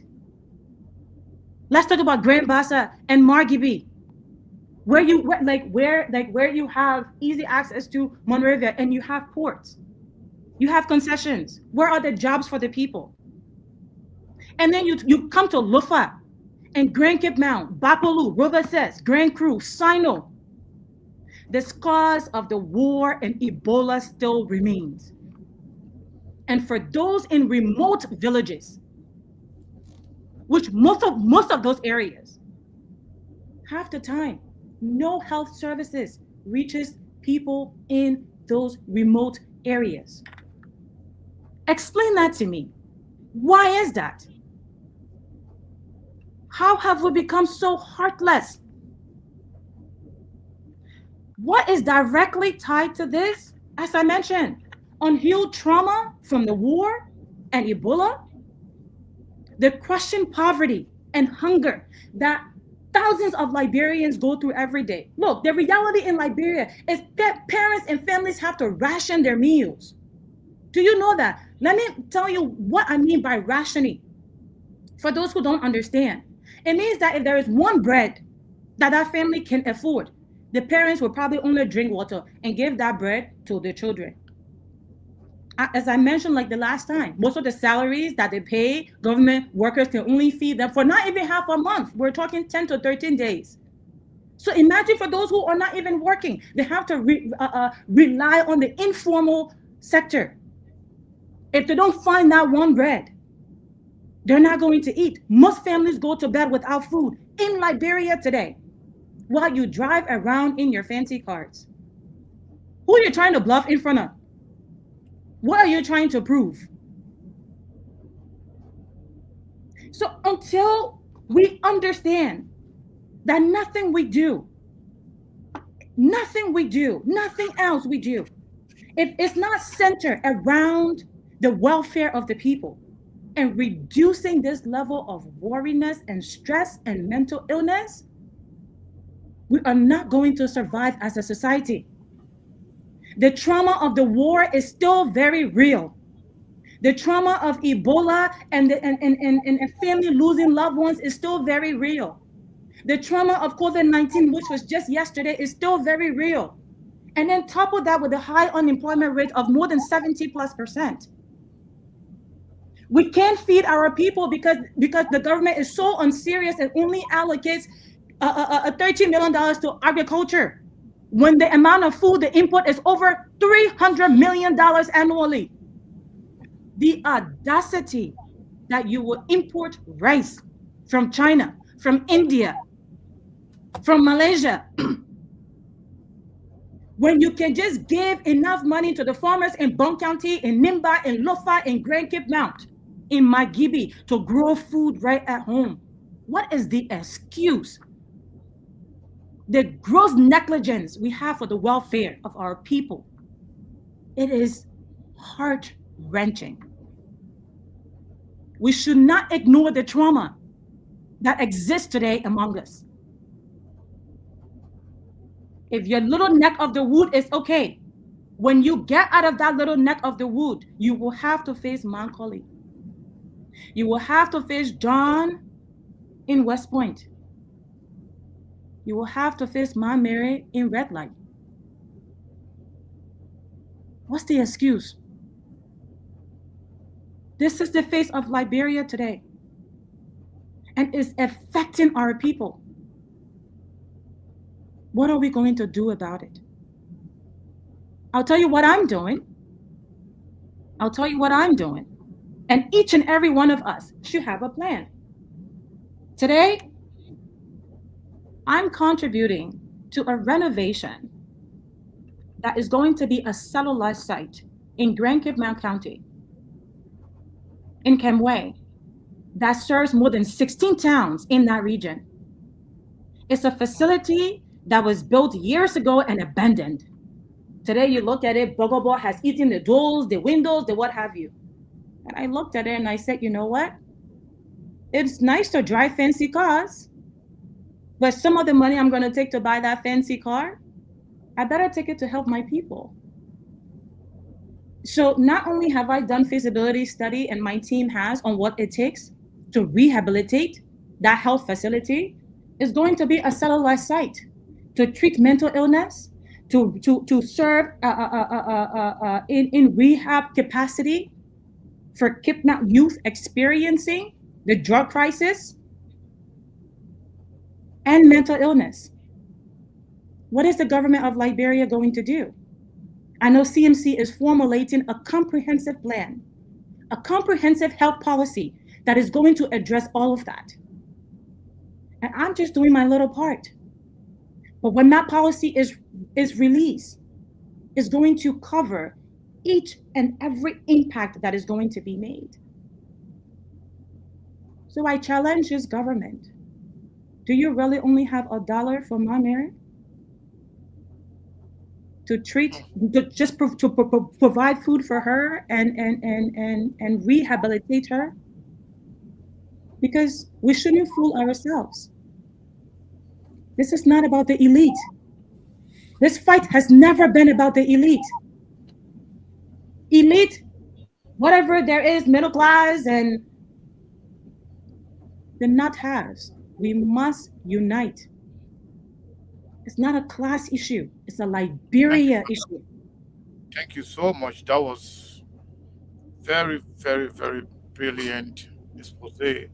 Monk, I mean, Yes, I sir. think you're very good in following and doing research as well. I knew very well, even before Fanta talk about this, I knew, I had a feeling that you already read this particular article. I mean, I like the way Fanta put it. It's not about what is going on now. It's really not about what this government is doing or not the government is not doing. But what are we doing about it? What are we going to do about it to change the life of our people? And this is serious, especially women being major people who are major being impacted, grossly impacted by this mental stress. I mean, what's your take, Mom? This is serious. Well, I read the original article, but then when the one from Front Page Africa, because they were taking it from the local angle, kind of for twisting that whole global data to that of Liberia, and they were right. The latest showing that picture is just 40 years. Sekou. You could take it to be a 60 years. I wish we could do something for her on 40 the years? for Christmas. 40. That's why the article mentioned. I think one of them 43, one of them Would 40 you please years. share that picture against the Yeah, that picture. 40. That's very And, important. and when Fanta say, yeah, and when Fanta say $1, no, it's not even $1, it's less than $1. Because when you do the math, they weren't experiencing severe condition, they put it to 130,000. And the people who are experiencing it overall, they are 400,000. But don't when you read the article, it says that the construction, the furnishing, and well equipping those mental health institutions. So I don't know how you can allocate $1 for people experiencing mental health. Then at the same time, within that same budget, you're talking about constructing new mental health institutions and equipping them. So where the money going to come from? From the same 400,000? So it means even less than $1. It tells that the government is not serious. Second, we can talk about the things all we want. At the end of the day, it comes down to winning an election. That's the only way you can impact public policy and come with transformational leader. No matter how we discuss the thing, we can talk. It's a Liberia issue. It's not a tribal thing. It's not a party thing. At the end of the day, is the one who sits at the top, the one who comes with a vision and the idea. Take for example, on the rescue agenda, Sekou, one of the major existential threats facing Liberia is the issue of drugs. Look at the amount that they put in the budget for drugs. We want to talk about mental health. Mental health issue under normal circumstances in Africa, we don't pay attention to them. Even Ahu here, I'm not saying that's something we should ignore, but it's not common. But the young people that we can see every day, the one that almost 65% of the overall population. Look at how much the government is allocating for them if we're talking about something as strenuous as mental health. Can you imagine this lady? You're coming from doing such a labor-intensive work, crushing rock with your bare hand. And she's talking about fatigue, worry, and sleepless night because she worried about the children's school fees. Sometimes as something like just food on the table. It's not easy. And these are the people that have given up on Liberia.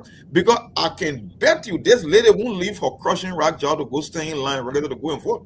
Because why is the essence of him going to vote? Look at the lady's good condition. And these are the people that have thrown in the towel, they have given up on Liberia. I don't know, except something gave in Liberia that will get someone some kind of a leadership. But other than that, you must first win an election. Like I said, no matter how brilliant your ideas may seem, at the end of the day, they don't call the smart people to come make policy for government. The people that win, the people that are given elected positions, that are in power, they are the one that call the shot. Until we can get a leader, I'm talking about a real transformational leadership, nothing is going to change in Liberia. And these are just everyday story because the yeah. You know what I wanted to do more? On Thursday, or one of those days that Steve can be on, he being a mental health expert. Yeah. We want Fanta to come on. Let's talk about this for a minute.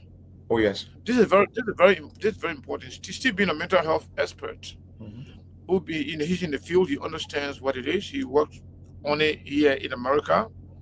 And you understand what it means. And Steve been talking about most of these things. Steve was doing some kind of edition on this platform called Mental Awareness.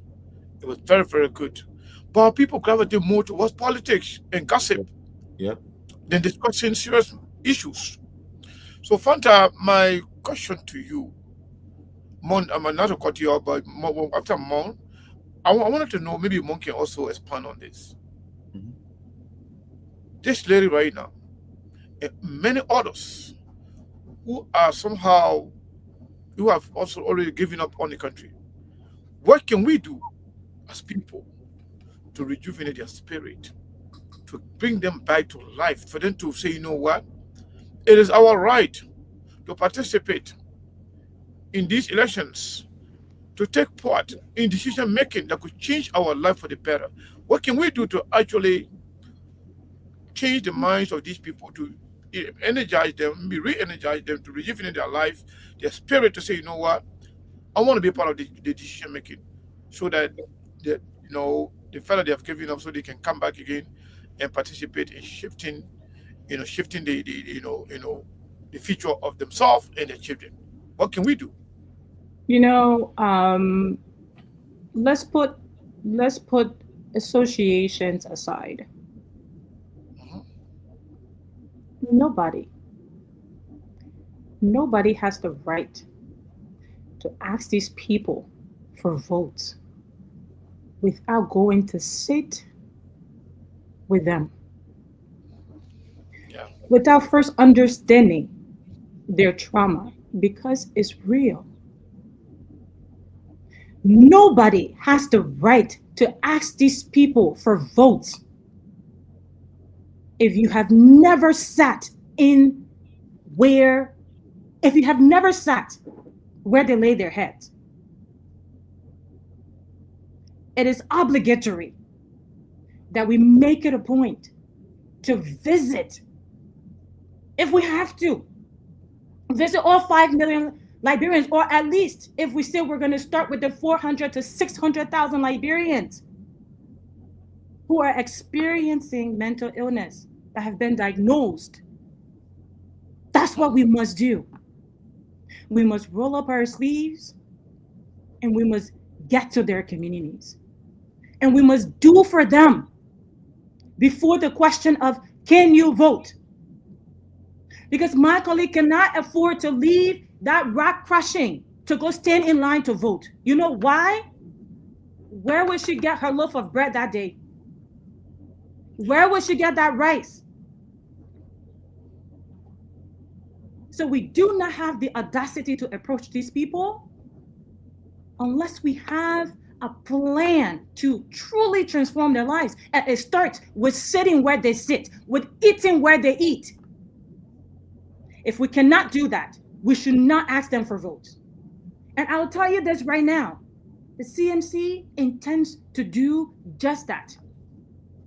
No community is too dirty. A village is too remote. And no people are undeserving of the CMC leadership sitting with them to understand their trials and tribulations. And take that and incorporate it into policies that truly is going to transform their lives. What we as common Liberian, everyday Liberians can do, check on your neighbors.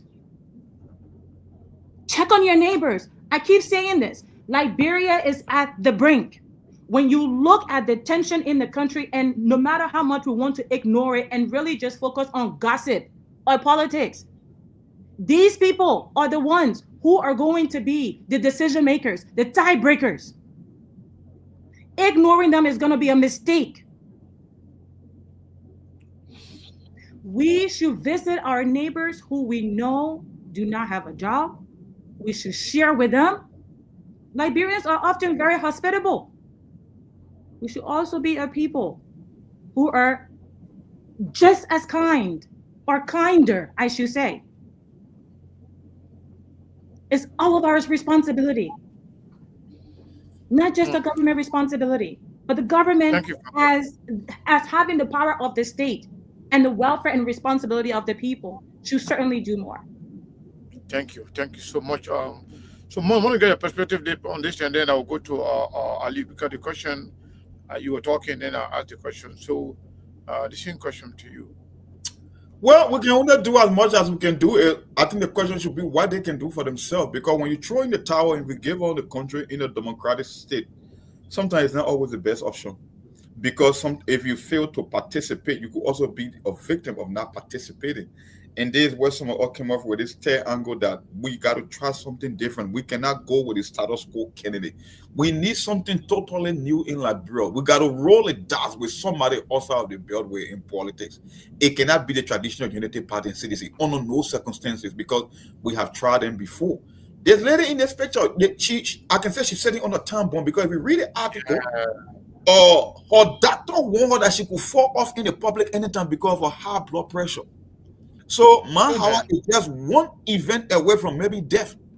So I don't know, for our Sktv audience, maybe on Friday, we cannot help the whole world. We can only voice our opinion on this platform. I mean, we got a platform that is being heard all over the country. we can't save everyone, but at least the one that we can identify, what are that little thing? Because you're talking about a woman, right? Her doctor is giving her warning already. She's crushing rock and can barely sleep. Seku, I can bet you this woman is few days away from disaster if nothing is done. I'm not saying the little stuff we can give her will take her a long way, but at least it can alleviate that pain in the short term while we keep hoping for the best.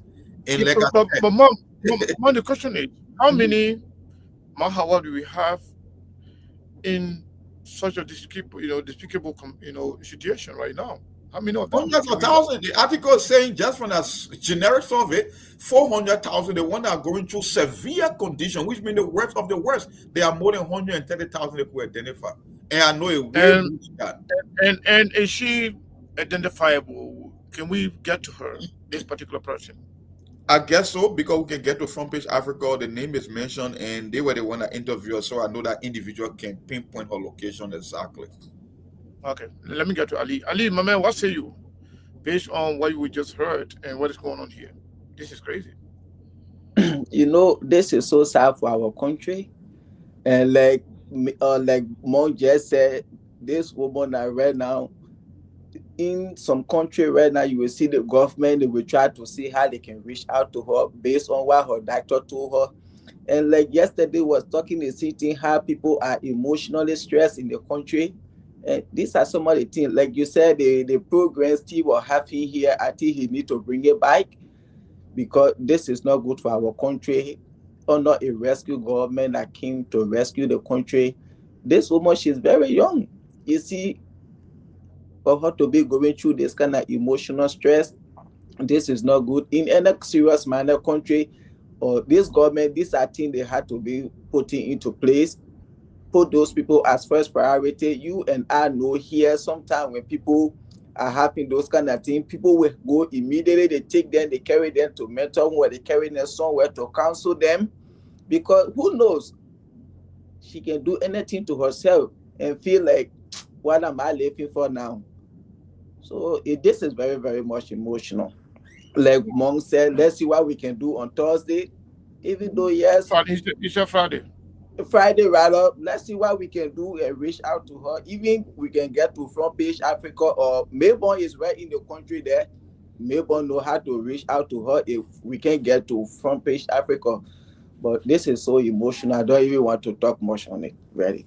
Yeah, all the mental health professionals, this is a call out to you, right? We're asking you guys to get involved. We're not experts. You guys are the experts. Please lend your voice to this issue, because the welfare of our people is the heartbeat of our very society. And if that heartbeat is very much off track, we know what happens, right? It runs a straight line. We might as well consider ourselves a dead society. So the mental health professionals that are out there, this is a plea to you. Please contact Sktv and come on and have these discussions, provide solutions on how best we can help our people.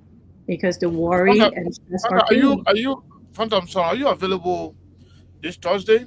We might talk politics, but we want to do strictly mental health conversation, where we have Steve on here, who is one of the key player on the Sktv. He is an expert, so he will be on here. If we can have other people plus you, who is very passionate about doing something about this, it would be a great conversation. And I can definitely try to make availability. Okay, please try to do so. That would be very good. So Mon, you are asking Sktv and Sktv people to come on Friday and support Sktv, so we can do something for this lady. What about those who think something that I call transfer aggression, because some people believe in Liberia, because Liberian people keep voting the way they've been voting, so that we should beat everybody with one stick, even those who need help. Some people say, oh, you know what, but they put the thing on themselves. But some of these people, they don't even vote. They don't even know what's going on. I mean, they are mentally distressed, so they cannot even make decisions. So what would you want to use a blanket, attack on all of them, even though when you know deep down that they don't have the mental capacity, given their condition, to even make decision. So should we?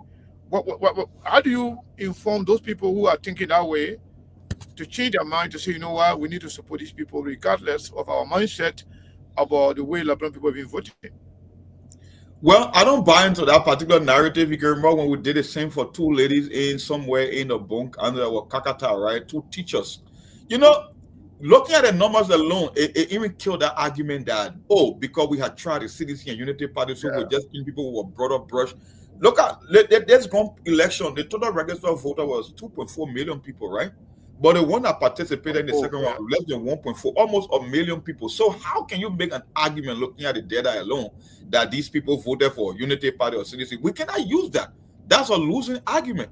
Like I said, we cannot help the whole world, but the one that we can identify, we can do our own way to, like this lady. I mean, from that article, like I said, if you go to the bottom of that article, she's being warned to watch her blood pressure, and who knows whether she got another supply of the medication that is being given, because the budget is not even there. So she's walking, like I said, she's on a time bomb. So for a woman like that, matter of fact, there were two that they interviewed at that particular work site. The other one, they didn't take a picture, they took her picture, but there were two that they interviewed. They mentioned their name and their ages and everything in that article. So for our people who will come here, I know, I can tell our she's actually, just quickly, she's actually probably at the bottom of the page. At the bottom, okay, yes. Yeah, if you want to scroll up like a little bit, like they're all there. So our people out there who believe that we should always play politics, there will always be time for politics, I keep saying, but there are certain stories, the human conditioning aspect, you just cannot ignore. I don't know how you can sit and look at it. We calling her Hawa. Look at her. Is this another person? Yeah, that's the second one over there. Is it another person? Another person again? Yeah, the name is the person, right? Yeah, hey, man. Yeah. So that's it to our people, especially for our international audience. It's up to you. That's Liberia for you. That's like Fanta said, that's the face of the country. I can say that's the future because she's 40 years now, looking at life expectancy with all these mental health issues, blood pressure and diabetes and stress and anxiety. That's how people end up dying sooner than the time they're supposed to be on this planet. You are seeing it every day. So this whole idea that we will play politics, let them to suffer because they were the one that keep bringing problems to the country, the way how they vote. We cannot make that assessment. It's not possible. And the numbers does not even suggest, because what happened if you voted for the CPP? How can you tell? If she voted for the CPP, how can you tell that she had tried before and nothing has changed? So the only thing she can depend on is crushing rock. So you want for us to ignore her because we want to play politics. So to our listeners, our sympathizers and followers, I hope you can come here on Friday. I know some of you guys been slacking, but I'm not saying we can save the world, but we can help these two individuals. Trust me. And we can say, you know what, Sktv, we come here, we discuss the national issue, but this is our little way of extending or helping hand to our Liberian sister women. I mean, there are hundreds of thousands, but these two, their story really caught my attention when I read this article in them, and it's just heartbreaking. There's no way to twist it. You can't put politics ahead of this thing. These things are real, everyday testimonies happening in the country. People are living these things. They are seeing it, and they are living it every day. Sekou, look at this. They're talking about adding children to it, to feed the children. That's the one that keep her up every night, the children. Because no parent in that rough frame of mind, Sekou, when you get little ones and they won't complain about hunger, you know your whole day is messed up. I'm not talking about the adult, but the children aspect alone. So we can come here on Friday. Let me ask Fanta, even though we share this is not political, but I believe everything is politics. Our life and politics, go together. So, in as much as you said CMC has a plan, CMC is working on document and strategy of how these things can be attacked hands-on. Do you think there's anything that this government can do? Because election is not till 2029. How many people will die? How many people will actually suffer? How many people will be, the number will be increasing by the day. Is there anything you think this government can do right now to arrest, or even to do something about these people's situation? Fanta. the core, as Monk just mentioned, the reason why people do these things or find themselves in situations that are unexplainable is because of hunger. Feed our people. Feed the people. Allocate adequate funds for agriculture. Liberia can grow its own food. Um, Liberia is not a it's not a barren land. Liberia has an immense amount of arable land. We have waterways everywhere that we can use for irrigation, so we can grow food all year round. Um, excuse me. We can grow food all year round, and the excuse I or know this is emotional for about the information.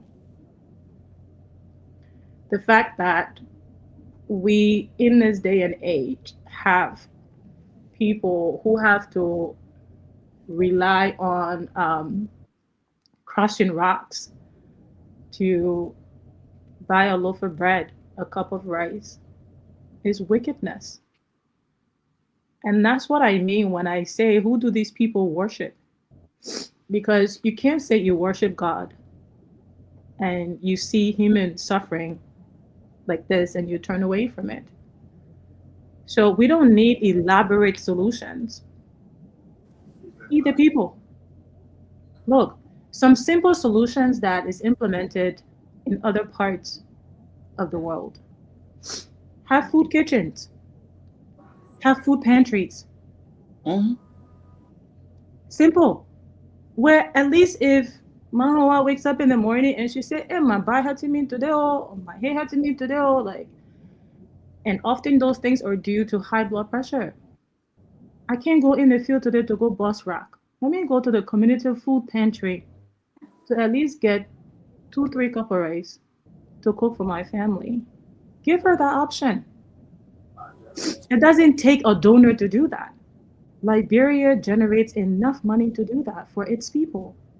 Why aren't we doing that? It's because of wickedness. It's because the people who rule this country today are monsters. And it's sad. It's beyond sad. This is human suffering. Like, it's almost better for you to just put a gun to her head and just kill her. The agony of waking up in the morning and having mouths to feed and having to be subjected to busting rock to feed your family, the humiliation, they have gone beyond that. They have gone beyond the humiliation. So Mahala children see her doing that, and she does everything to help put them through school. And then they go to school, they graduate and can't find a job. So they get on drugs. I'm not praying for that. Astaghfirullah. But this is the reality. Because they too, the youth too, are experiencing mental illness. You can't see your mom going through this, and it doesn't bother you mentally as a man, as a woman. The young girl starts to sell themselves, and the young boys like turn to drugs. This is our reality, and it defines us as a people. Our heads are in the sand, and we need to pull it out of the sand and create practical solutions to feed our people. You want to make security budget 151 million? Who are you going to put in jail? You're going to lock Mahawa up for going to steal 1 cup of rice to feed her family? The root cause, the cause of the issue is hunger. Instead of building more prisons, add more money to the agriculture budget. Feed the people. It's not rocket science. Feed the people. Feed Liberia. It's possible.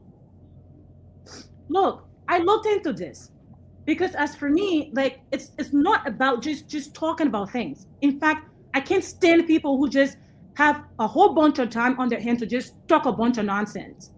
If you don't have any real solutions, any simple solutions on the other side of that, what is a simple solution outside of like food pantries in every community? Access higher yield rice seeds, right? For higher output. Let me break it down. Today, the rice variety that is grown in Liberia, the Swakoko 8, which is the most common one, it yields about 2 to 3 tons per acre. There are rice varieties today that yields 7 to 8 to 10 tons. Why can't you just buy those varieties?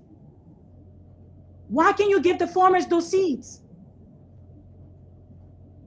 That's producing 3 times the output of what the farmers grow today. Why can't you just do that?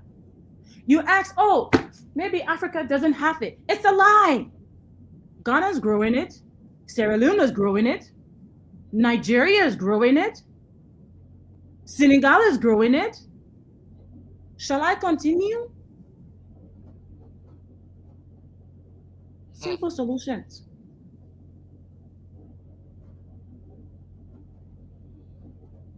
Anyway, thank you so much, Fanta. Thank you, Mong. Thank you, Brother Ali.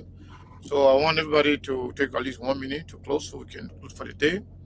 Like I said, on Thursday we'll be discussing mental health issue. We are calling on all mental health experts to come on and to help us find a solution, even to propound a solution, whether for this government or for the government to come. But whatever we can do to help Liberians would be the best way to go. But Mong, let me start with Ali. Ali, what's your 1 minute closing comment before we get out of here for today? Ali, are you there? Mr. Masale? All right.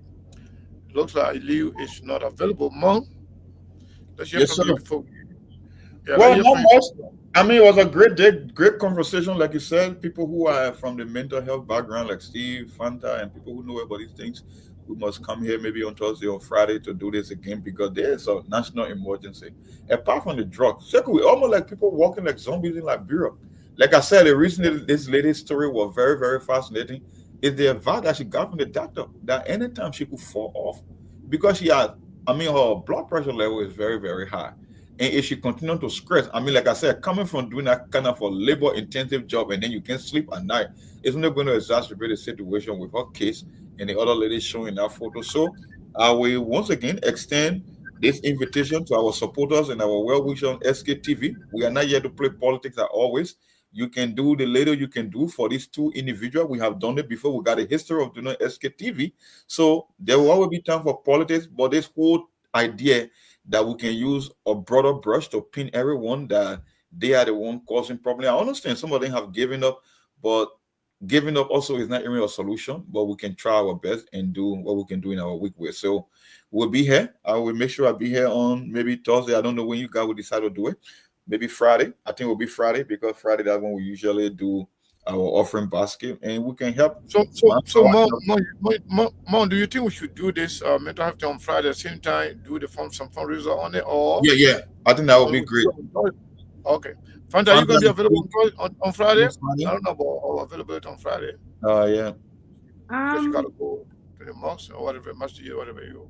Yeah, so I definitely have to go to the masjid on Friday. But if the show is around the time that I'm available, absolutely, I'll push everything else. Yeah, so our show. I don't know your time zone, but the show time is now is 2 p.m. Eastern time, which is 6 p.m. Labrador time, and it's 11 p.m. 11 a.m. our time in Arizona. Okay. Yeah, so we can do Friday because right now the politics is so. Yeah. You know, politics has strangulated our society. Yeah, the politics is so dominant to the extent that people gravitate more towards going to political show, gossip show, and talking nonsense, things that don't make sense. Even politicians, they run to these shows just, for the fear of being bullied. But they hate SKTV.